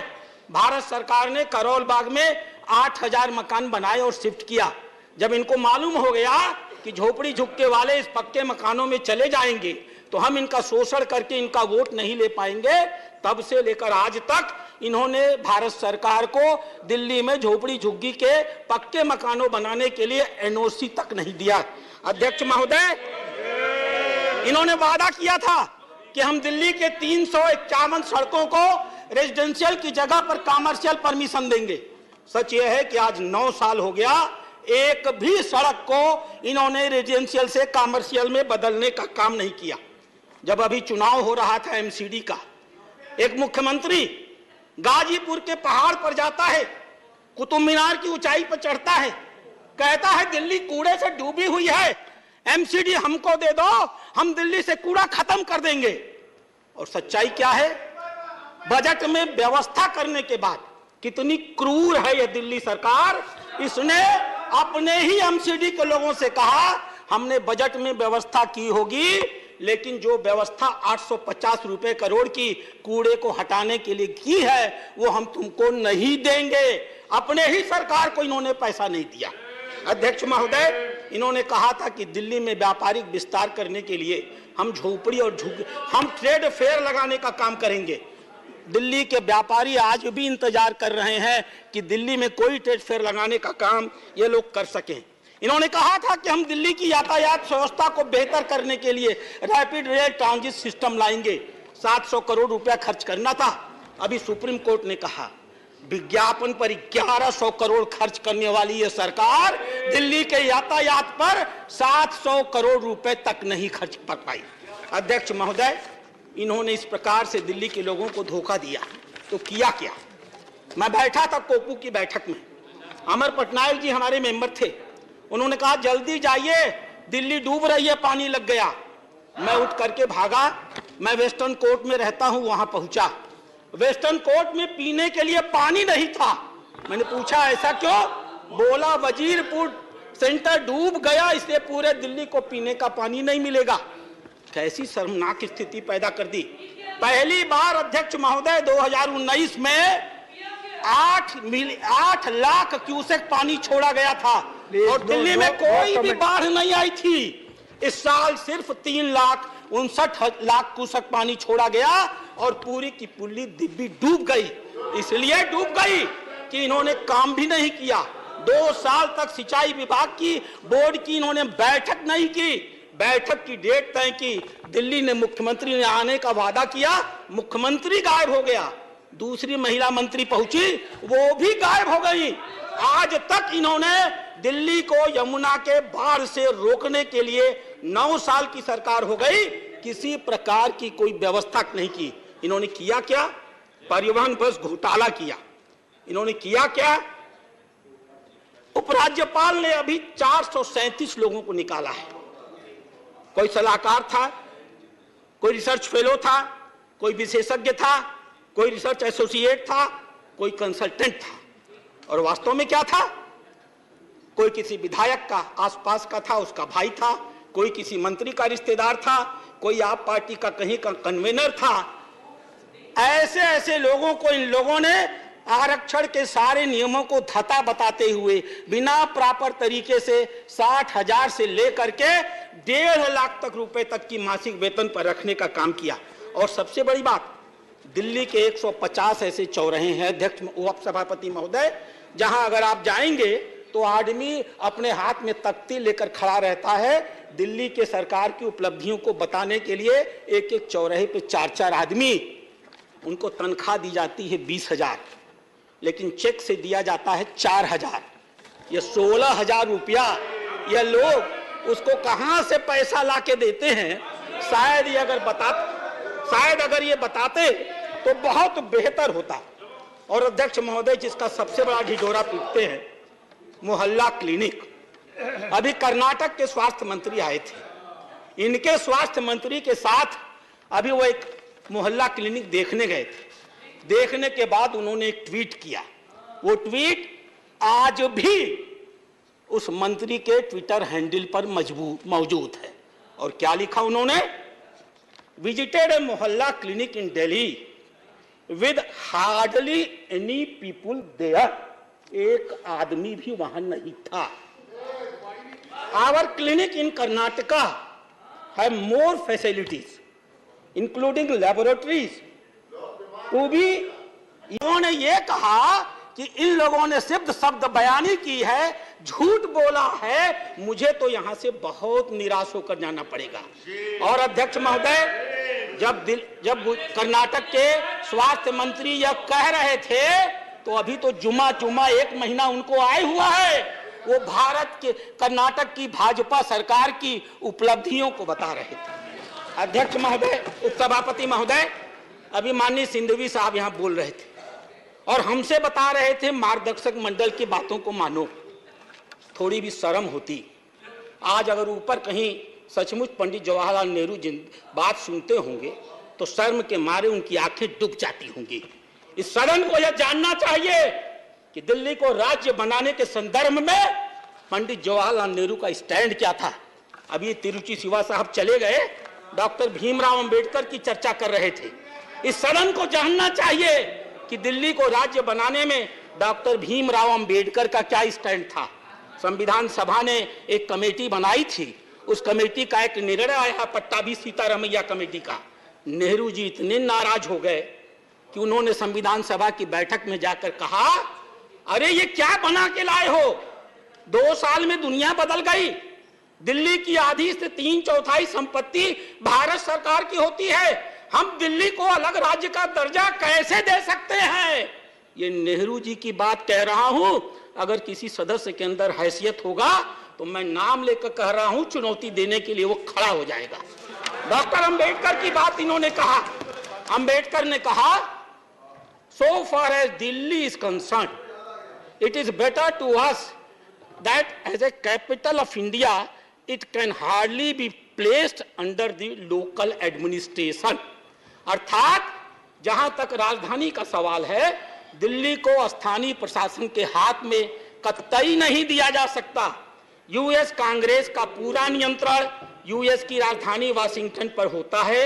इंग्लैंड का, ऑस्ट्रेलिया का पूरा नियंत्रण कैनबेरा के ऊपर होता है। इस बात का कोई आधार नहीं है कि पूरी दुनिया में जहां कहीं भी देश की राजधानी में कोई शहर हो, उसे सीधे सीधे देश की राजधानी के नियंत्रण में रखा जाए। और अध्यक्ष महोदय, हुआ क्या? 1952 में सरकार बनी थी। चौधरी ब्रह्म प्रकाश पहली बार मंत्री बने थे और उसके बाद गुरमुख निहाल सिंह जी आए थे। कितने दिन वो रह पाए? नेहरू जी जानते थे जो हो गया है बहुत गलत हो गया है। उन्होंने स्टेट ऑर्गेनाइजेशन कमेटी बनाई, फजल अली की। उस कमेटी ने अपनी रिपोर्ट दिया। बड़ी लंबी लंबी रिपोर्ट सिंधवी जी पढ़ रहे थे। एक छोटी सी रिपोर्ट मैं भी पढ़ देता हूं, जो स्टेट रीऑर्गेनाइजेशन कमेटी की मीटिंग में इस कमेटी ने दिल्ली के बारे में कहा। In France, for example, there is a greater degree of central control over Paris than over other municipalities. In England, the police administration of the metropolitan area are directly under the control of Home Secretary, who does not exercise similar power in respect of other municipal area. Apart from the regions which are peculiar to each country or city, there are some general considerations necessitating special arrangement in respect of national capital. Capital cities possess or come to possess some degree of political and social predominance. They are seat of national government. They are seat of national government. Any constitutional division of the power, if it is applicable to the unit functioning in the seats of national government, it is bound to give rise to embarrassing situation. और 1956 की इस report को आने के बाद हम आभारी होंगे इस देश के प्रधानमंत्री का, चाहे जो भी नाम। उन्होंने अपनी ही पार्टी के मुख्यमंत्री को हटा दिया, दिल्ली की विधानसभा को भंग कर दिया और दिल्ली को पुनः यूनियन टेरिटरी बना दिया। अध्यक्ष महोदय, चर्चा हो रही थी 1991 के विधेयक की। क्या है यह विधेयक? मेरे हाथ में वो कागज है। जिन बातों की चर्चा माननीय विजय साई रेड्डी जी ने की, मैं उनको दोहराऊंगा नहीं। धारा 3 सब क्लास 3 के एबीसी को। मैं तीसरे पर आता हूं, जिसकी चर्चा सिंघवी साहब ने की थी, यहां नहीं। वो कह रहे थे कि parliament may by law make provision for giving effect to or supplementing the provision contained in the foregoing clauses and for all matter incidental or consequential देयरऑफ्टर।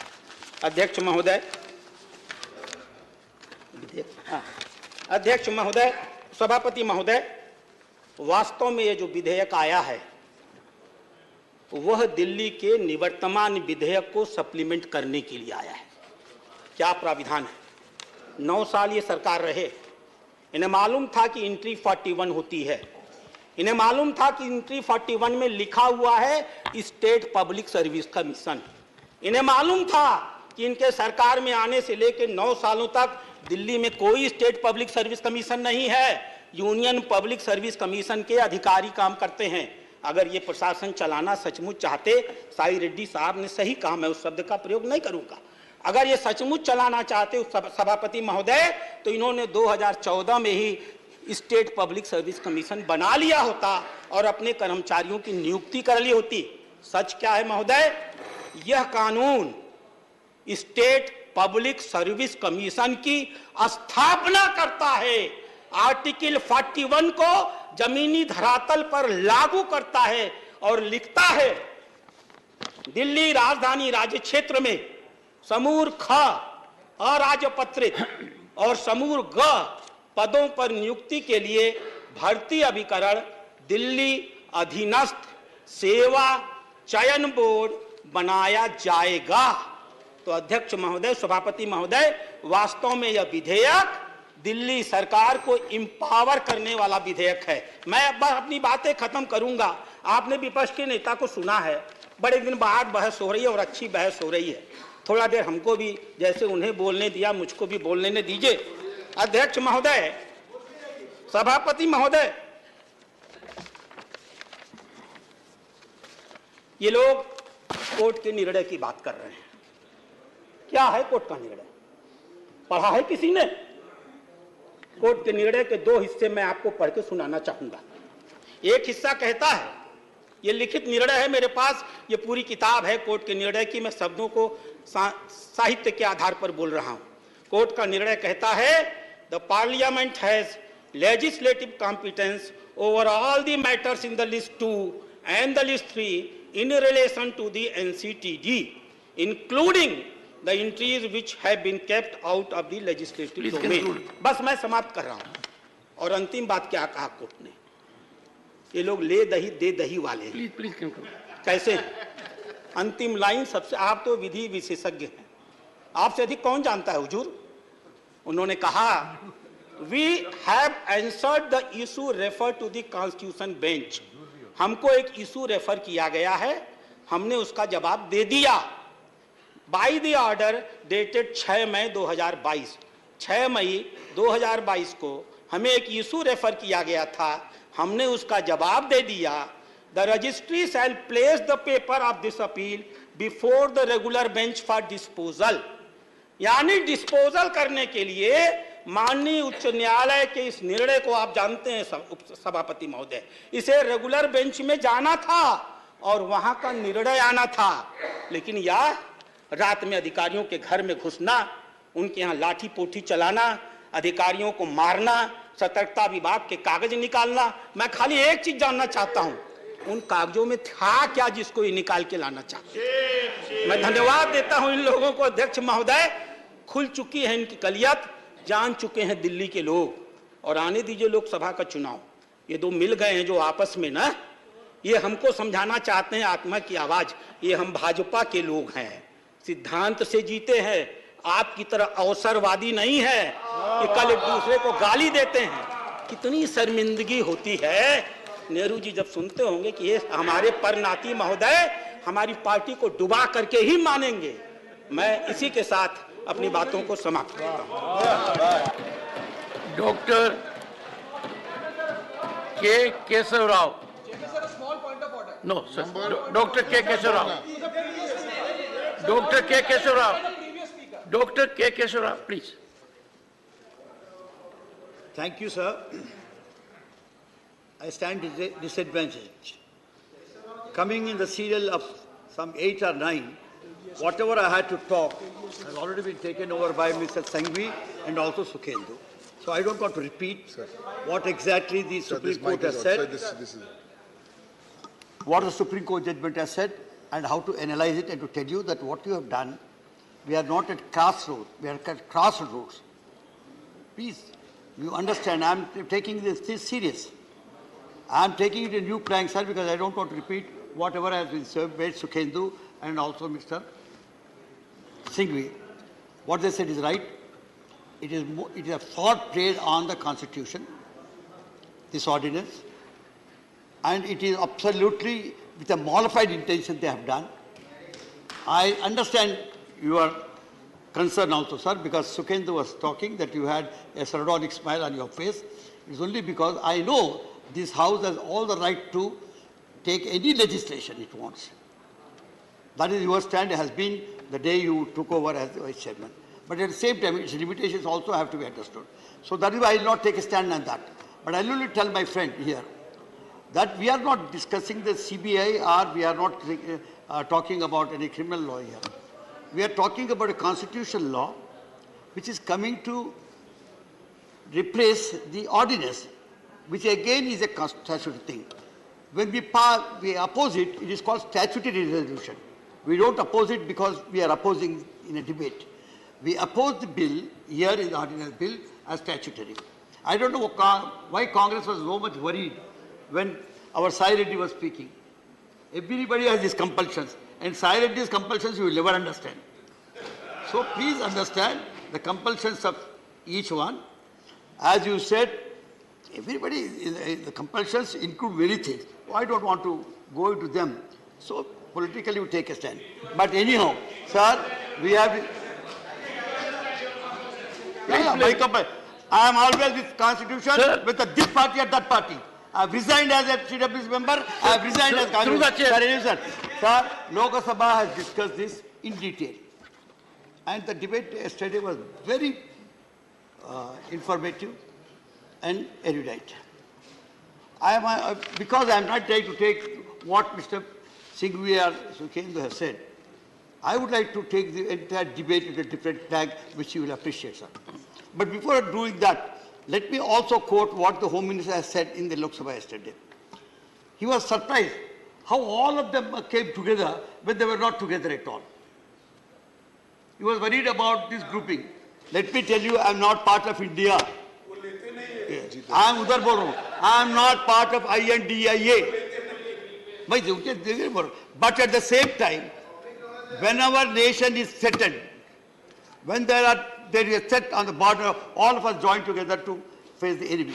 Like that, today I have an enemy in somebody who is trying to subvert Constitution. This subversion, I am against that. I stand against you because it is the Constitution that matters, not your politics.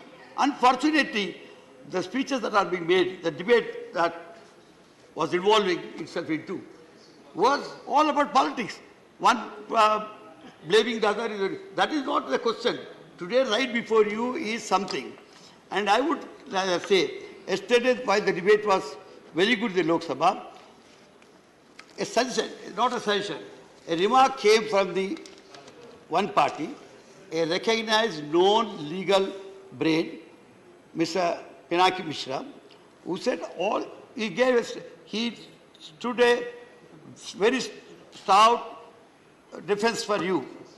He defended the ordinance, but at the same time he said, when it comes to the basic issue of the ordinance, when it comes to services, and when the Supreme Court sees of it, I don't think we should rush through it, and we should wait for another few days. This is what exactly a constitution should do. Sir, I am trying to tell you what my view is. Or Patra also agrees that it is not keeping the equidistance. It is appreciating the constitutional point. Yes. What Pinaki was saying yesterday was, Pinaki Mishra was saying yesterday was, we are not sure of what is happening, and the Supreme Court is absolutely against the particular bill, and hence let us wait before I proceed. Sir, anyhow, sir, as I said, we all join together. The entire opposition is one when something serious of this nature happens. Sir, yesterday, the Home Minister, in the Lok Sabha, please, he was building a narrative. Not only he, his honorable minister, one of the ministers of state, was building a narrative against the Kejriwal. It was not against AAP. They were taking the Kejriwal's names, Shahenshah, some Sheesh Mahal, or this, somebody, even here also. But if somebody is really corrupt, if you are building a narrative for corruption of a state, you have a right. You are Home Minister of that country. Instead of that, why are you meddling with the Constitution of India? You do that now. That is what we are waiting. That is what the members here said. Even if you are removing the state. Dr. Keshav. Even if you are removing the state. Dr. Keshav. Take up, sir. Through me. Yes, not so, I will reflect everything the other side. Yeah, sir. I am a good reflector.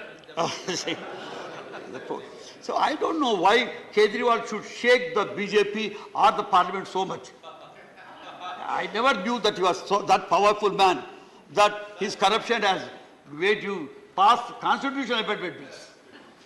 Now, sir, one other point, because I am not getting into the integrities of the SC judgment, but one thing I tell you, what really surprises me, and it should have surprised you also, when a unanimous decision of 5 judges going along with the CJI sign a thing before the ink could dry, you have the pen of the president giving an ordinance. That too, it comes on the last day of the Supreme Court's working days. See, this really gives some kind of suspicion. And as a lawmakers, we get surprised over that kind of gestures. What we expect is, this is a house which discusses the law. If it is not good, we throw it out. If it is good, we opt it. Now, sir, as I have already said, it is a fraud, I will not say. Sir, why it is a fraud is, moreover, I will not again repeat, sir, more than 3 times the Supreme Court judgment said the representative character of a government is what is democracy is all about. And that cannot be replayed. Sir, now, this representative form of government is a triple chain of command, which he said. Again, I will not go into that because much has been said about it now. Sir, I want to take the entire plank on a different plan. I want to take a debate on the different plank. Now, the Home Minister is smiling because he thinks I have no point. I think I have more points than Singhvi has. But I don't want to waste the time of speaking. I have a problem.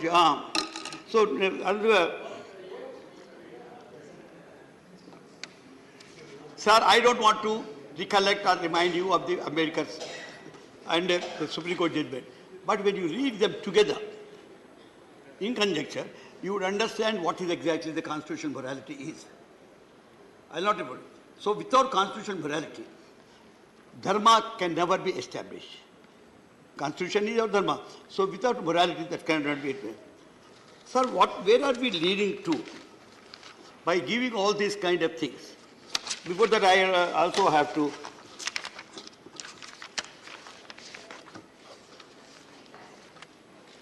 wait, my papers. Sir, Mr. Smita, you said this is not about Delhi at all. What was referred to in the Supreme Court is about the cantors of NCTD and also about 239 AAA. What is cantors? It is about functioning. Cantors of 239 NA is nothing but functioning. On that, the Supreme Court very clearly said, the further ordinance hands over the government Delhi to bureaucrats, and the ordinance hands over the governance of Delhi to its bureaucrats. This is what is happening. That takes me to my subject today, sir. Sir, I'm afraid we are opening a new era. It is a serious matter for the Home Minister to think, and also the minister, however they are floating. We are entering a new era of what is known as bureaucracy. I am not against bureaucrats. There is a subtle difference between a bureaucrat and a bureaucracy.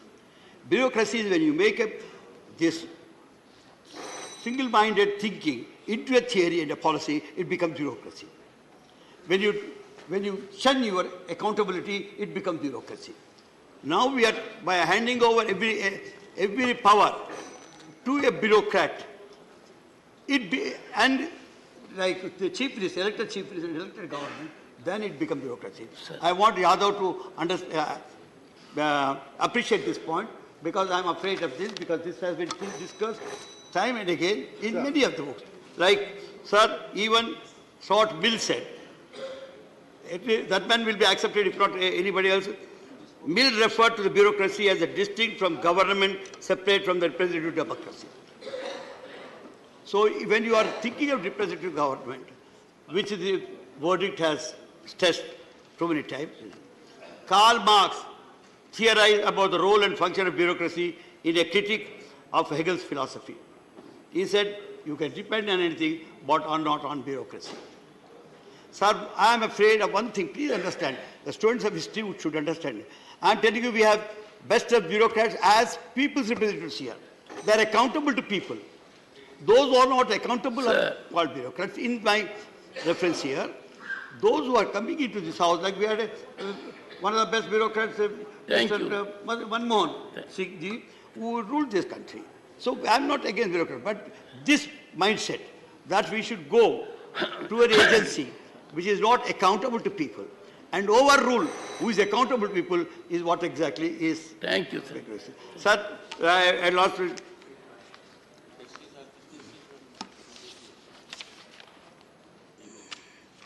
Sir, I am putting, but I will not take the names, but I have Mill and Wilson, Udo Wilson, and one answer to this problem is to say that bureaucracy has no place in all real democracy. Sir, time is over. So, yes, sir, you would appreciate, I would give a last sentence.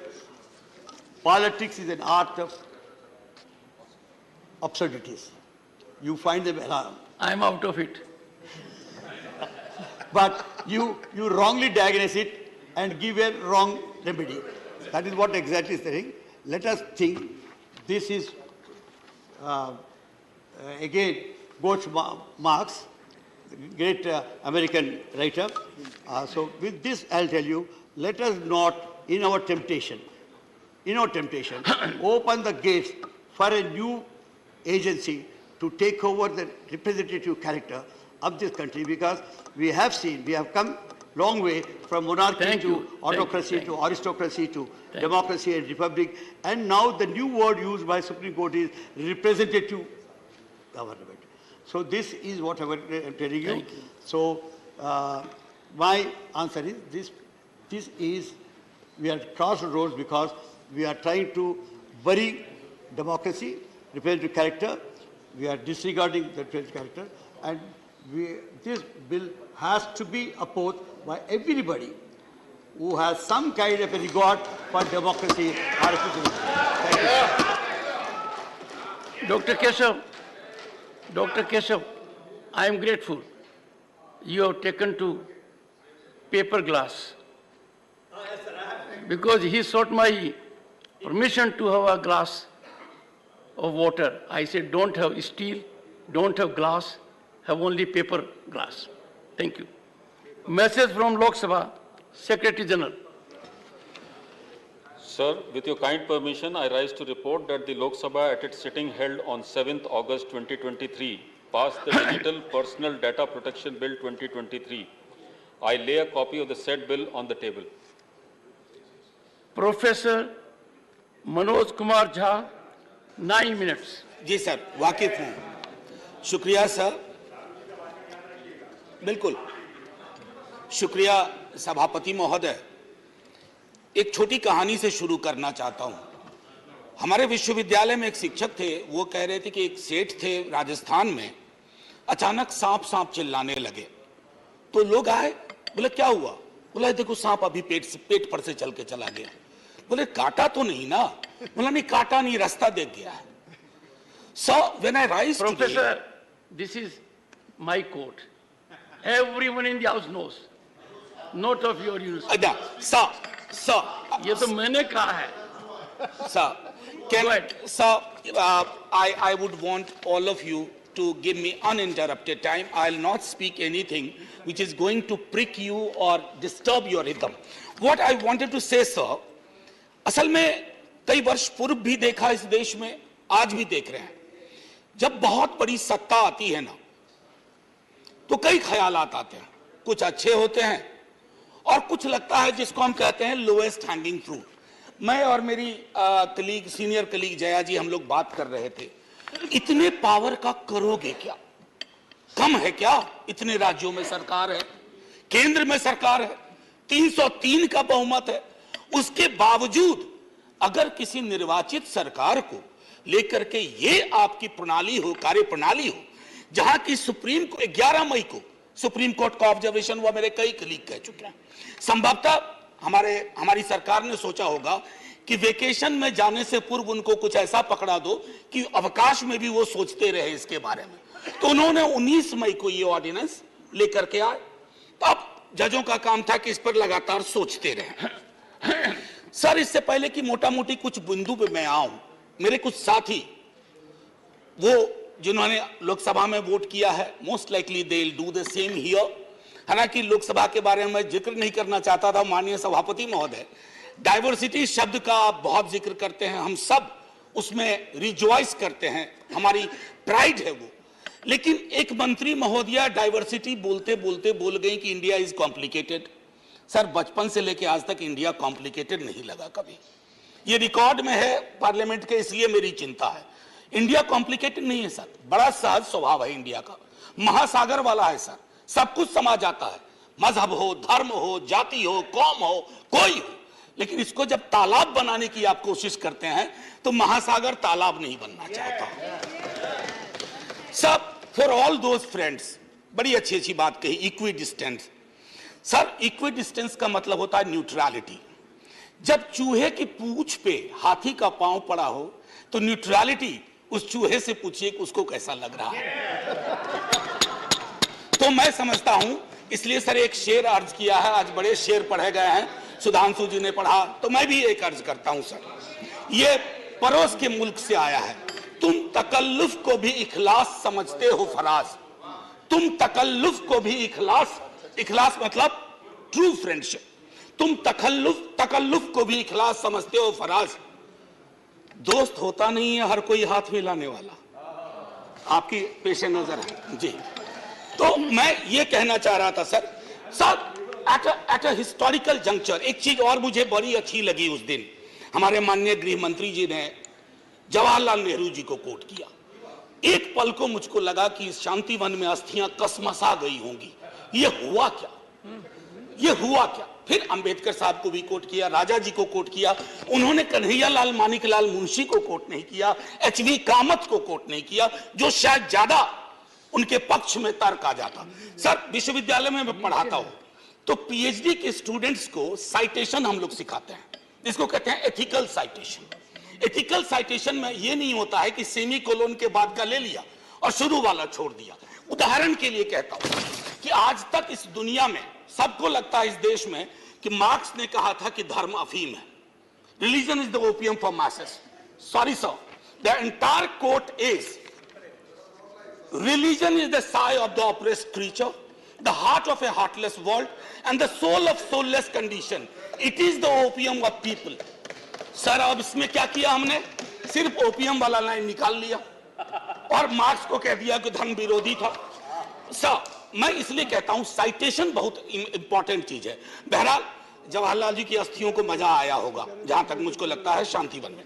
Sir, ये मूलतः मैं इसलिए नहीं कहता कि मैं BJP के कार्यप्रणाली का विरोधी हूं सर, वो एक पॉलिटिकल रियलिटी है, हम भी एक पॉलिटिकल रियलिटी हैं। हम शत्रुता की जुबान से हमें एक दूसरे को संबोधन नहीं करना चाहिए, ना सदन में ना सदन के बाहर। साहब, हम इंडियन मुजाहिदीन नहीं है साहब, हम ईस्ट इंडिया कंपनी नहीं है, हम वो भारतवर्ष हैं जिसको महासागर मैंने कहा, और उस महासागर में आप भी हैं, हम भी हैं। हम और आप एक दूसरे की कीमत पर नहीं है। तो सर, मैं ये कहना चाहता था कि ये प्रतिगामी बिल है सर, आपको घंटी नहीं बजाना पड़ेगा, मैं प्रॉमिस करता हूं, पक्का उसी में खत्म कर दूंगा। सर, प्रतिगामी मैंने क्यों कहा? दुनिया देख रही है कि हम कितना प्रोग्रेसिव लेजिस्लेशन ला रहे हैं। सर, ये मुझे जो चिंता इसमें ये हो रही है कि माननीय सर्वोच्च न्यायालय ने एक निर्णय दिया। सर, कुछ सोच के दिया होगा ना। आप अक्सर कहते हैं कि नेहरू नहीं चाहते थे।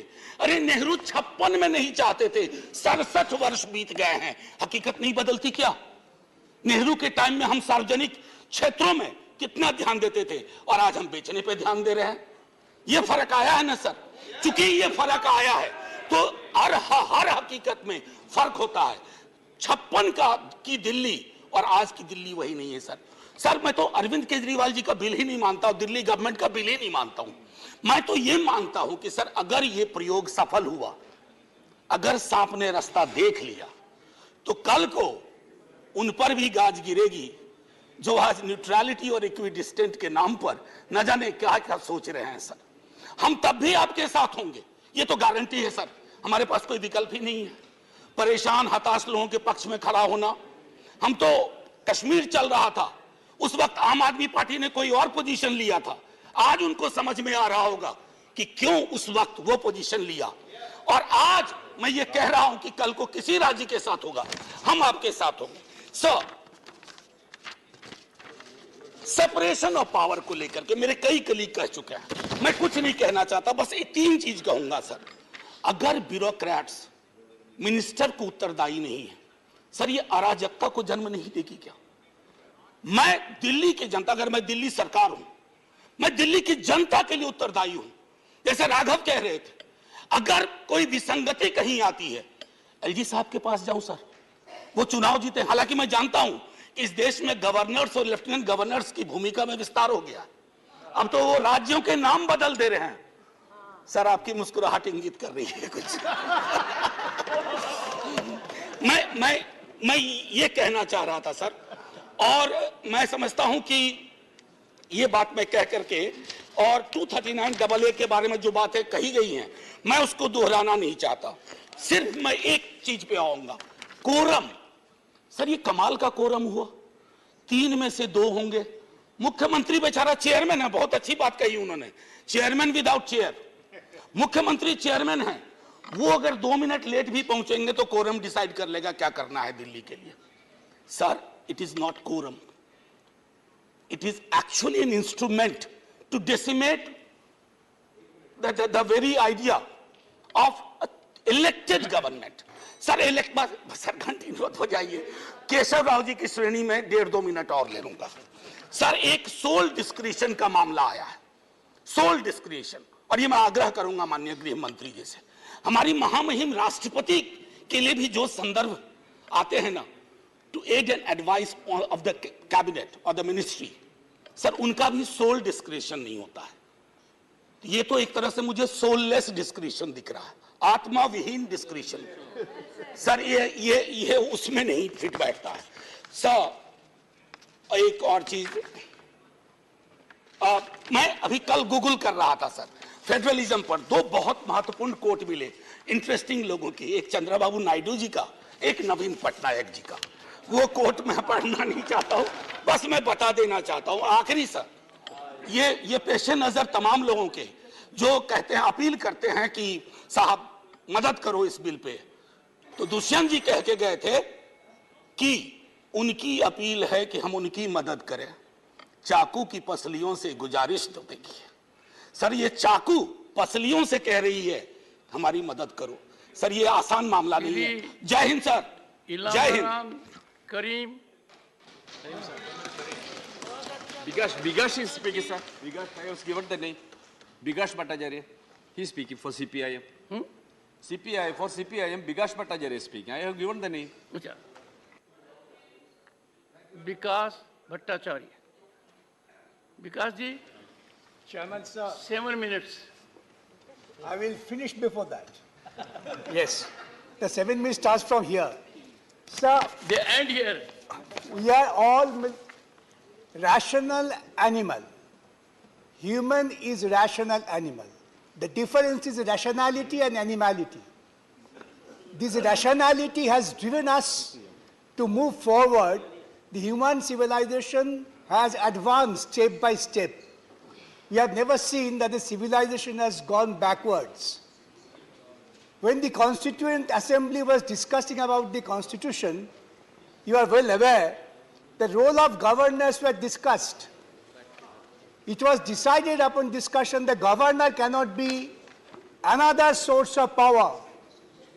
Governors should act following the advice of the elected representatives and the representatives of the government.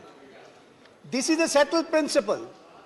And on the basis we have advanced to a people's government where the governor was an ornamental constitutional head to keep liaison with the center. The basic principle was that the federal principle and federal governance as per our constitution is carried forward. When the constitution was adopted, then Delhi was not a state. That was the union territory. Like many others, I am not going to give examples. That rationality has driven us to go forward and advance to the stage that the Delhi would be a state with certain restrictions. And the people will have the right of governance through their representative. This was the advancement of the Constitution. That's why the Constitution Amendment and 239 AA was incorporated. Now what we see, we find today that we are going backwards. The governor or the bureaucrats, they are bound by the constitutional principle and constitutional morality to be answerable to the elected representative. That is the republic. That's the republic, democratic republic, the constitution makes us thought of. No question of this party and that party. That was the result of independent struggle. I know some people did not have the legacy of independent struggle. They might have a different outlook, different thought. But this representative government is the outcome of independent struggle which the people fought, giving their lives, sacrificing lives, not surrendering their own right at the behest of the British mercy. Now, this, and what this rule is, what this bill for? Bill is sought to replace the ordinance. Why the ordinance came for? Let us analyze stage by stage. I am not going to have a quarrel with this party or that party. The House is for discussion of the constitutionality of this bill. Nobody questions the power of Parliament. Having power is one thing, but exercise of power is wisdom. Unless you have the wisdom, the power gives you absolutely autocratic authority, which is against the basic principle of our constitution. Sir, have you noticed you were the governor and you felt that in spite of the best of your desire, you have to be bounded by the aid and advice of the government. That was your practically frustration, that without the aid and advice of the government, I cannot do anything. Because the constitution thought of, again I repeat, the representation of the people. People is the last word. They have chosen, might be XYZ to your liking or not liking. In the Delhi bill, have you seen? I have never seen. The Constitution of India, the Supreme Court had said, even the President of India doesn't have unguided discretion. And here, by a law, Parliament will say, you have a sole discretion. Would the Parliament invite the autocracy? This Indian Parliament, this law invites autocracy. This law speaks of throw away the people's government. I appoint a bureaucrat, I appoint somebody of my choice, he will dictate. You will be subservient to this. Have you gone through this bill? This bill would take us to completely the stage of animality, not the stage of advanced humanity for which we feel proud of. We, the people of India, we thought of governance. I was reading this bill. It reminded me the 1926 Act of Kolkata Corporation, where the executive was the superior. Mayor was just a subservient force. That was thrown away by the people. Now, here also, we have, under the Constitution, created third tier of government. Democracy means distribution of power. Democracy means not centralization of power. These bills only empowers a particular individual. He might be a wise man, but maximum power without any guidance would lead him to an autocrat, not less than the Hitlerite autocracy, which will take us to a doom. I have already submitted Here, everybody has said the chief minister is nothing but a puppet. Puppet of whom? The bureaucrats. Bureaucrats will dictate and chief ministers to follow. Is this the way you respect the constitutional principle and morality? Here the bill says, and in fact this bill is total amber, reading through the clauses, abdication of the governance by the people's representative. I would request all, don't be guided by your petty political feeling. This will lead to a situation, tomorrow I will say the Orissa government, Orissa chief minister has to be subservient to the governor, I pass rule. What would you do? The home minister's praise in the meeting would not give you result. They will say there is a precedent. Parliament has passed such a law. Lord, you have already given me a caution. I said I will finish within the time. I'll finish with the appeal to everybody, even to the Treasury bench. Don't be trapped with such a bill which ultimately will kill you. Don't make the democracy absolutely a farce. Let the representative government survive and the principle be extolled by the constitutional principles. With this, I appeal to you, reject this bill. I appeal to you to all, reject this bill. Thank you. Very good. Shri Anil Prasad Hegde, 7 minutes. 1 second. I'd like to say, there are a couple of references that have been made to Honorable Chief Minister Shri Naveen Patnaik ji. He is not a member of the House. So any remarks thereof may be kindly examined and dispensed. One, sir. Sir, I'm not done. The second is a reference. The second, sir, I'm not yielding. I'm not yielding, sir. The second is with reference to the Odisha government, sir, as well. We are open to discussions on that. We can talk about 239 AA and why it only serves the Delhi government, because Delhi has a special place, is sui generis, which has been provided by Supreme Court. Therefore, to talk about any other government is not appropriate. The same may kindly be examined, sir. I will examine and take a call. Thank you. Shri Anil Prasad Hegde, 7 minutes. Thank you, Chairman. 7 minutes. 7 minutes. Thank you, Chairman. I am rising on behalf of my party. When there was a time for you to say so, Mr. Siva, you did not say so. And now you are saying so. I pleaded with everyone to say so. Mr. Hegde, 7 minutes. I'll take care of it. Thank you, Chairman. I am rising on behalf of my party to strongly oppose this bill. At the outset, I want to make it clear that this bill, which seeks to ratify an ordinance, has dealt a severe blow to democracy and cooperative federalism. Sir, the union government is usurping the powers of the state by blatantly bulldozing through laws on subjects in state list. The government is also bartering the sovereignty of this country, sir. यह विधेयक दिल्ली का मुख्यमंत्री और 2 अधिकारियों को मिलाकर national capital civil services authority का स्थापना करेगा, जिसमें सिर्फ 2 लोगों का कोरम से इस अथॉरिटी का मीटिंग संभव है। इसका मतलब दिल्ली का चुनी हुई सरकार को काम करने, निर्णय लेने के लिए दिल्ली के लोगों ने जो अधिकार दिया है, इस अधिकार को 2 अधिकारी लोग एलजी का सहमति से छीन लेंगे। सर, ये कैसे अनडेमोक्रेटिक है? सर, पिछले सप्ताह इसी सत्र में बायोडायवर्सिटी एक्ट और फॉरेस्ट कंजर्वेशन एक्ट संशोधन बिल पास हुआ। ये बायोपायरेसी को बढ़ावा देगा। बायोडायवर्सिटी एक्ट में जेपीसी द्वारा किया गया 21 रिकमेंडेशंस में से 20 को दरकिनार करके पास किया गया है। Sir, forest conservation act is opening up precious forest resources to the exploitation of private companies, sir. To illustrate my point on sovereignty, sir, पर्यावरण कानून उल्लंघन के लिए जो जुर्माना होता था, इसको समाप्त करने के लिए एक लंबे अरसे से अमेरिका को एनवायरमेंट प्रोटेक्शन एजेंसी और बहुराष्ट्रीय कंपनियों का मांगता बिल पर ये बोल रहा हूं, जिसके बारे में मेरे पास प्रमाण है।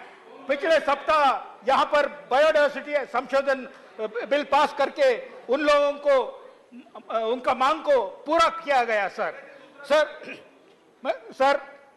ये दिल्ली के बारे में ही बोल रहा हूं। जैसे कैसे अनडेमोक्रेटिक है मैं बोल रहा हूं, विडंबना है यह है बिल। सर पिछले 3 महीनों से मणिपुर में लगातार सामुदायिक हिंसा चल रहा है। इस संदर्भ में सर्वोच्च न्यायालय ने कॉन्स्टिट्यूशनल मशीनरी संपूर्ण ब्रेकडाउन बता रहा है। मणिपुर के मुख्यमंत्री को बदलने के बजाय दिल्ली में जहां पर सब कुछ ठीक है, यहां पर का कॉन्स्टिट्यूशनल मशीनरी में संशोधन लाना विडंबना है। ऑनरेबल मेंबर, बोलिए। मैंने बताया sir, honourable member, state list, state list. 1 second. You are a senior person, sir, knowledgeable person, sir. You have to confine to the issue at hand. I was talking how this is undemocratic. I was saying to drive home my point. That how the bill is undemocratic. I was giving an example, sir. Confine. मैंने बताया sir, ये bill state list में राज्य का अधिकार को छीना जा रहा है।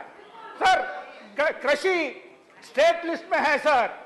उदाहरण के लिए मेरे दल के मुख्यमंत्री नीतीश कुमार और दिल्ली के आम आदमी का सरकार जीएम मस्टर्ड और जीएम क्रॉप्स का विरोध किया है, जैव परिवर्तित फसल को। लेकिन पहली बार खाद्य क्षेत्र में जीएम फूड क्रॉप्स में दिल्ली यूनिवर्सिटी का DMH11 जीएम मस्टर्ड को 25 अक्टूबर 23 को केंद्र सरकार अप्रूवल दिया है। विदेशी कंपनियों को खाद्य क्षेत्र में जैव परिवर्तित फसलों को लाने के लिए दिल्ली यूनिवर्सिटी ट्रोजन हॉर्स बन के रास्ता साफ किया है सर। Go ahead. बोलो जोर से बोलो सर।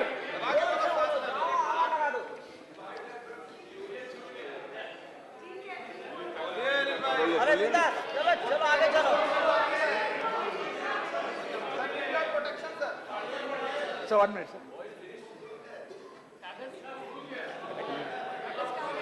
सर। मैं जो आपको अभी सॉवरेनिटी के बारे में मैंने बताया, उसका एक मैंने आपको पढ़ के बताता हूँ एक लाइन। सर ये यूएस का एनवायरमेंट प्रोटेक्शन एजेंसी का जो वहाँ का बराबर है, जो मिनिस्ट्री का बराबर है, ये बताता है कि this dialogue should be preceded by an analysis to be developed by EPA of India's current and relevant statutory provisions with a discussion of these interpretations and application in civil cases as well as specific recommended changes in the constitution. देश का संविधान में को बदलने के लिए America हमको कह रहे हैं सर, और environmental statutes, regulation that are necessary to establish civil judicial authorities. Sir, मैं इस बिल को मेरे पार्टी विरोध करता है सर। श्री जोश के money 4 minutes. 4 minutes. Thank you, sir. I raise to oppose strongly the Government of National Capital Territory of Delhi Amendment Bill 2023. As said by my colleagues, it is anti-democratic, anti-federal, and it is aimed to distract the proper functioning of the democratically elected government of Delhi. When you talk about democracy, it is centered around the other people. It is made for the people. But this bill is formulated by the bureaucrats, of the bureaucrats, and for the union government, which means the people are eliminated and the essence of democracy is vanished. Yes. The bill is nothing short of a disgraceful attempt to snatch the power from the hands of the people. The way the ordinance was sneaked in without any valid justification is nothing short of the abuse of power. What is the objective of this bill? What is the emergency of passing creating the ordinance? It is only a politically motive gain. The bill undermining the very essence of parliamentary democracy and the right of its citizen. It undermines the state's right and authority, turning Delhi into a mere puppet under the central government control. Yes, sir. The provision of the Honorable LG's sole discretion on matters recommended by the National Capital Civil Service Authority is a cruel joke on the concept of autonomy and self-governance. The bill is another betrayal of our democracy and federal system. So the bill is a systematic death blow to the democracy, is what achieved by this legislation. The central government, with the majority which they gained by decisive strategy, is now chopping the branch they sit.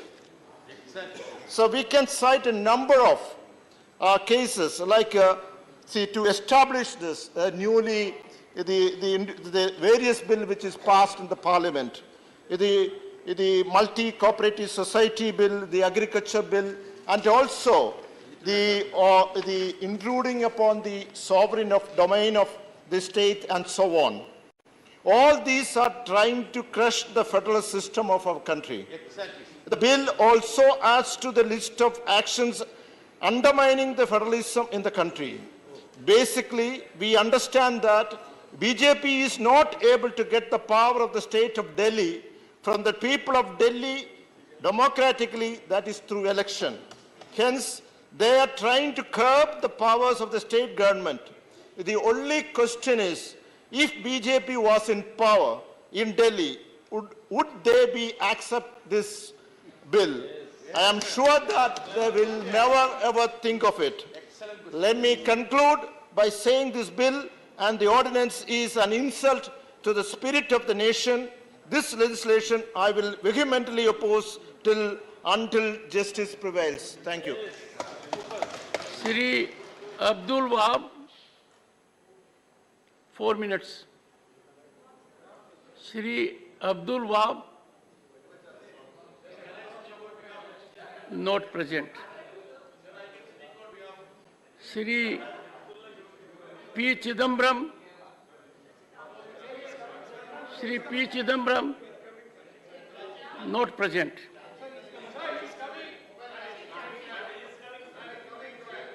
Shri Mahesh Jethmalani,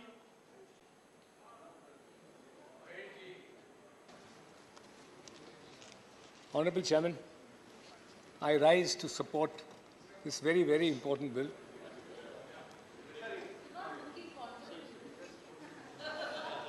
I'm not in court and I'm surrounded by you. Can I persuade you to yield in favor of Mr. Chidambaram? Ah, yes, of course. I was actually supposed to speak after him. No. Call has been taken by the chair. Shri P. Chidambaram, I'm just looking for the time. 9 minutes.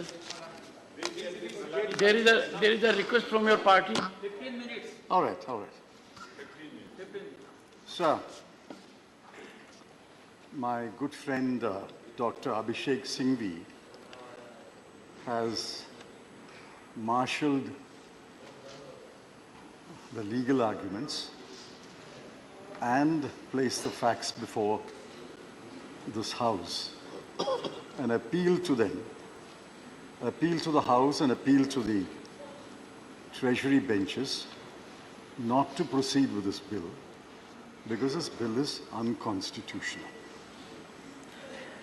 Now, I can understand the full-throated support given by the BJP.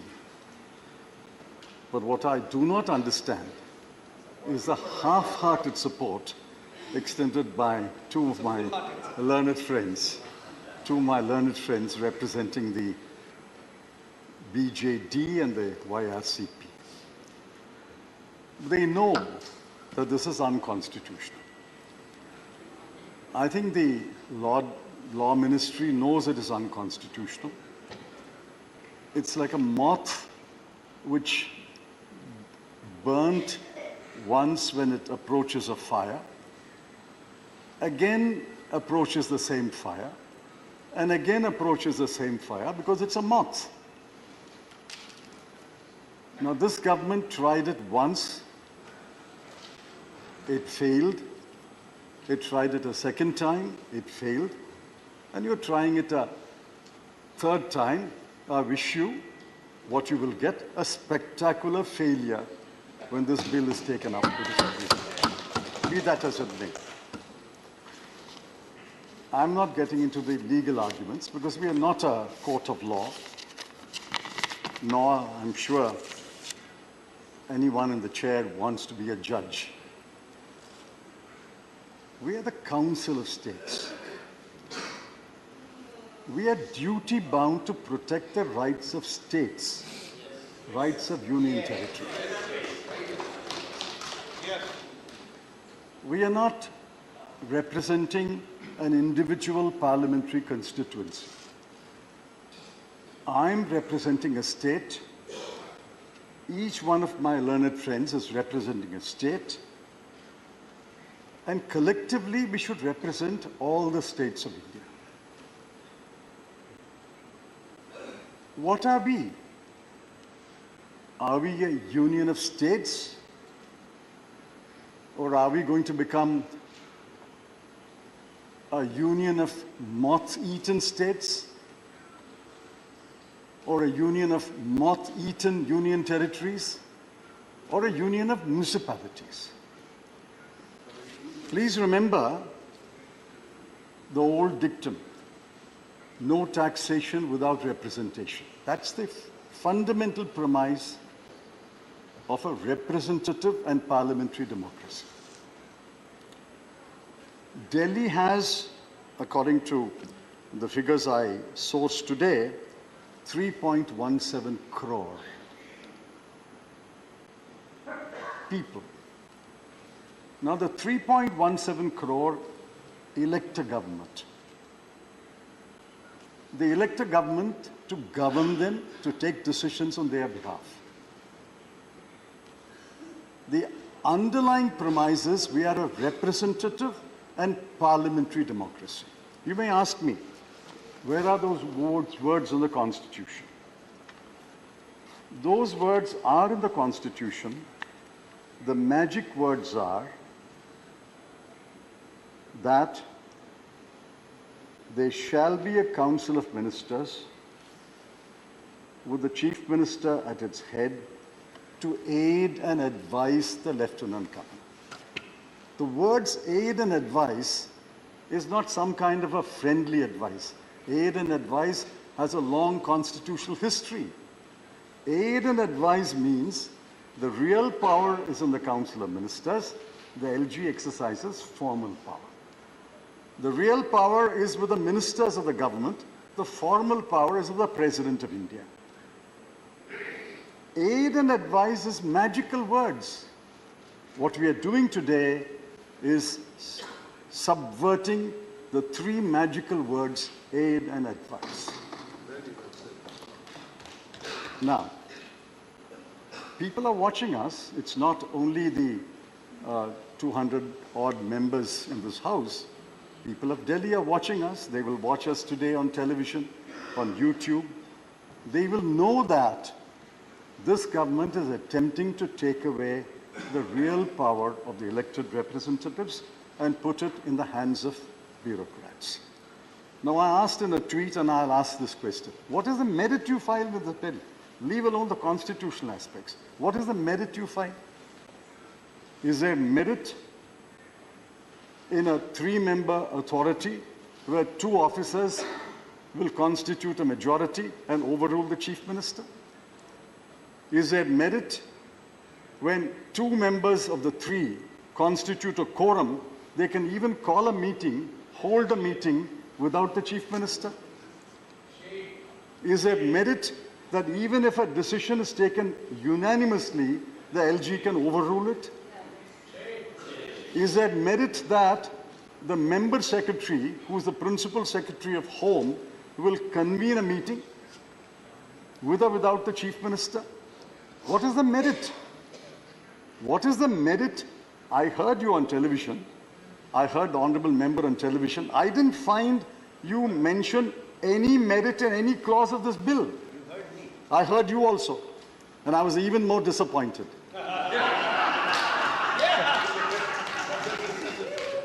Therefore, what is the merit? What is the merit? What is the merit? What is the merit? What is the merit in this clause? They are sitting in the opposition. What is the merit in any clause? There is which clause has any merit in it? I would urge the honourable member to get into a groove that We are does not getting into the invite. constitutionality. I'm saying, irrespective of the constitutionality, which clause has any You went on a merit in it? tangent, physically and thoughtfully.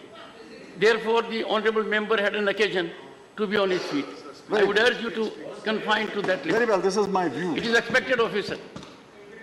No, I have great respect for their view. All I'm saying is, I didn't find them point out the merit in the clause of the bill, irrespective of the Constitution. So we have a bill today, which the government thinks is the model for Delhi. They had invented a model for Jammu and Kashmir, and that is in court today. Please remember, we always talk about breakdown of the Constitution of India, breakdown of constitutional governance. Article 355, 356 speaks about breakdown of the constitutional machinery. What are we doing today? We are breaking the constitutional machinery. By passing this bill, by passing this bill, we are breaking the constitutional machinery as envisaged. We broke it on 5th of August 2019 in Kashmir, divided a state into 2 union territories, and sending a chill in the spines of every state that any state can be broken into union territories. What are we doing today? We are breaking the constitutional machinery. Sir, honourable member, let me end by saying, while I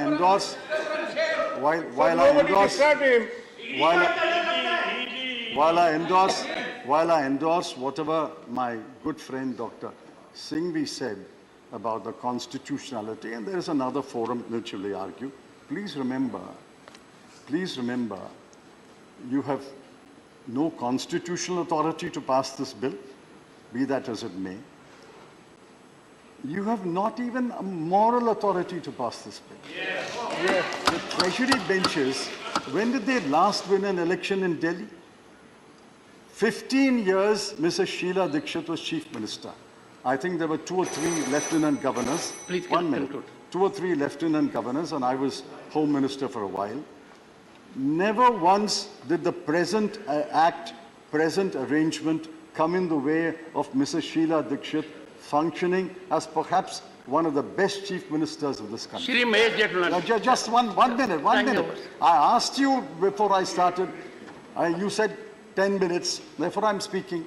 It's not 10 minutes yet. It's 9 minutes. It's 9 minutes. It's 9 minutes. You said if I... Sir, my problem is that everyone needs support of Jairam. When did the BJP last win an election? They won an election before 1998. 1998 to 15 years, Congress government was there. And after 2013, it's the AAP government. You won an election 25 years ago.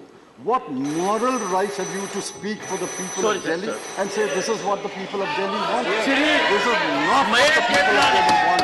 This bill must be rejected.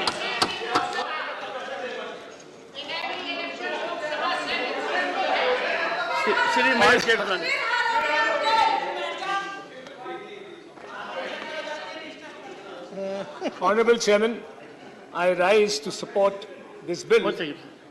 Sir says it's getting louder. Decibel level has to be, is getting louder, sir.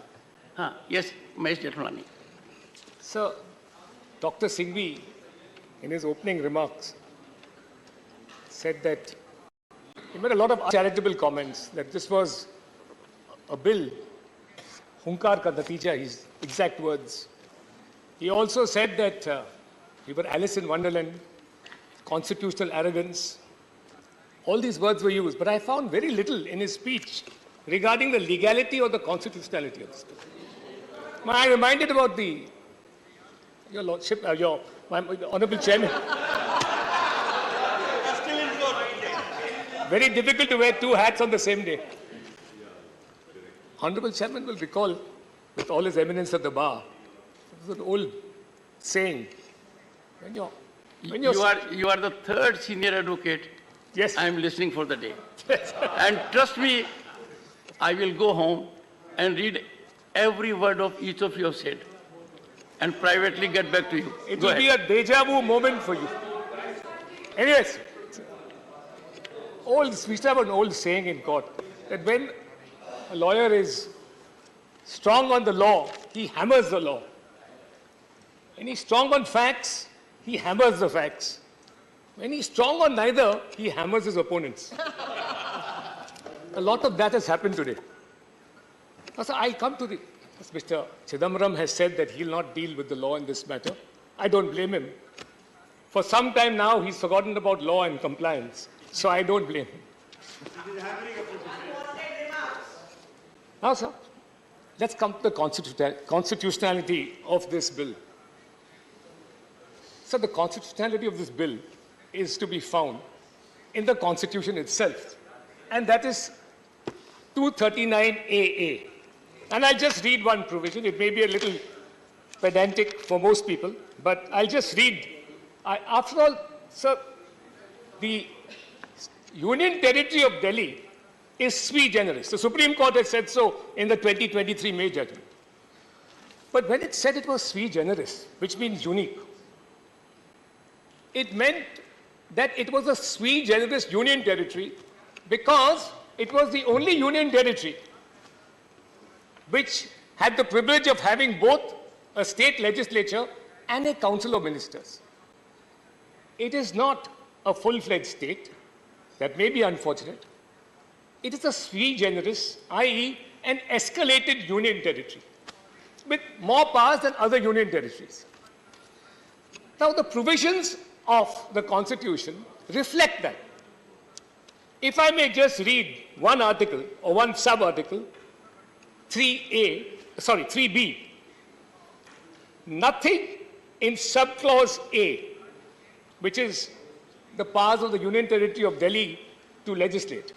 It says, nothing in subclause A shall derogate, which means depart from, the powers of Parliament under this Constitution to make laws with respect to any matter for a union territory or any part thereof. Now, look, this is wide. Sir, this is wide. This is widespread. This is all-encompassing. It covers union list, state list, concurrent list. The union government can make powers, notwithstanding that there's a vacuum, on any matter. मैं दिल से आप लोगों का स्वागत करता हूं और आज आप लोग सब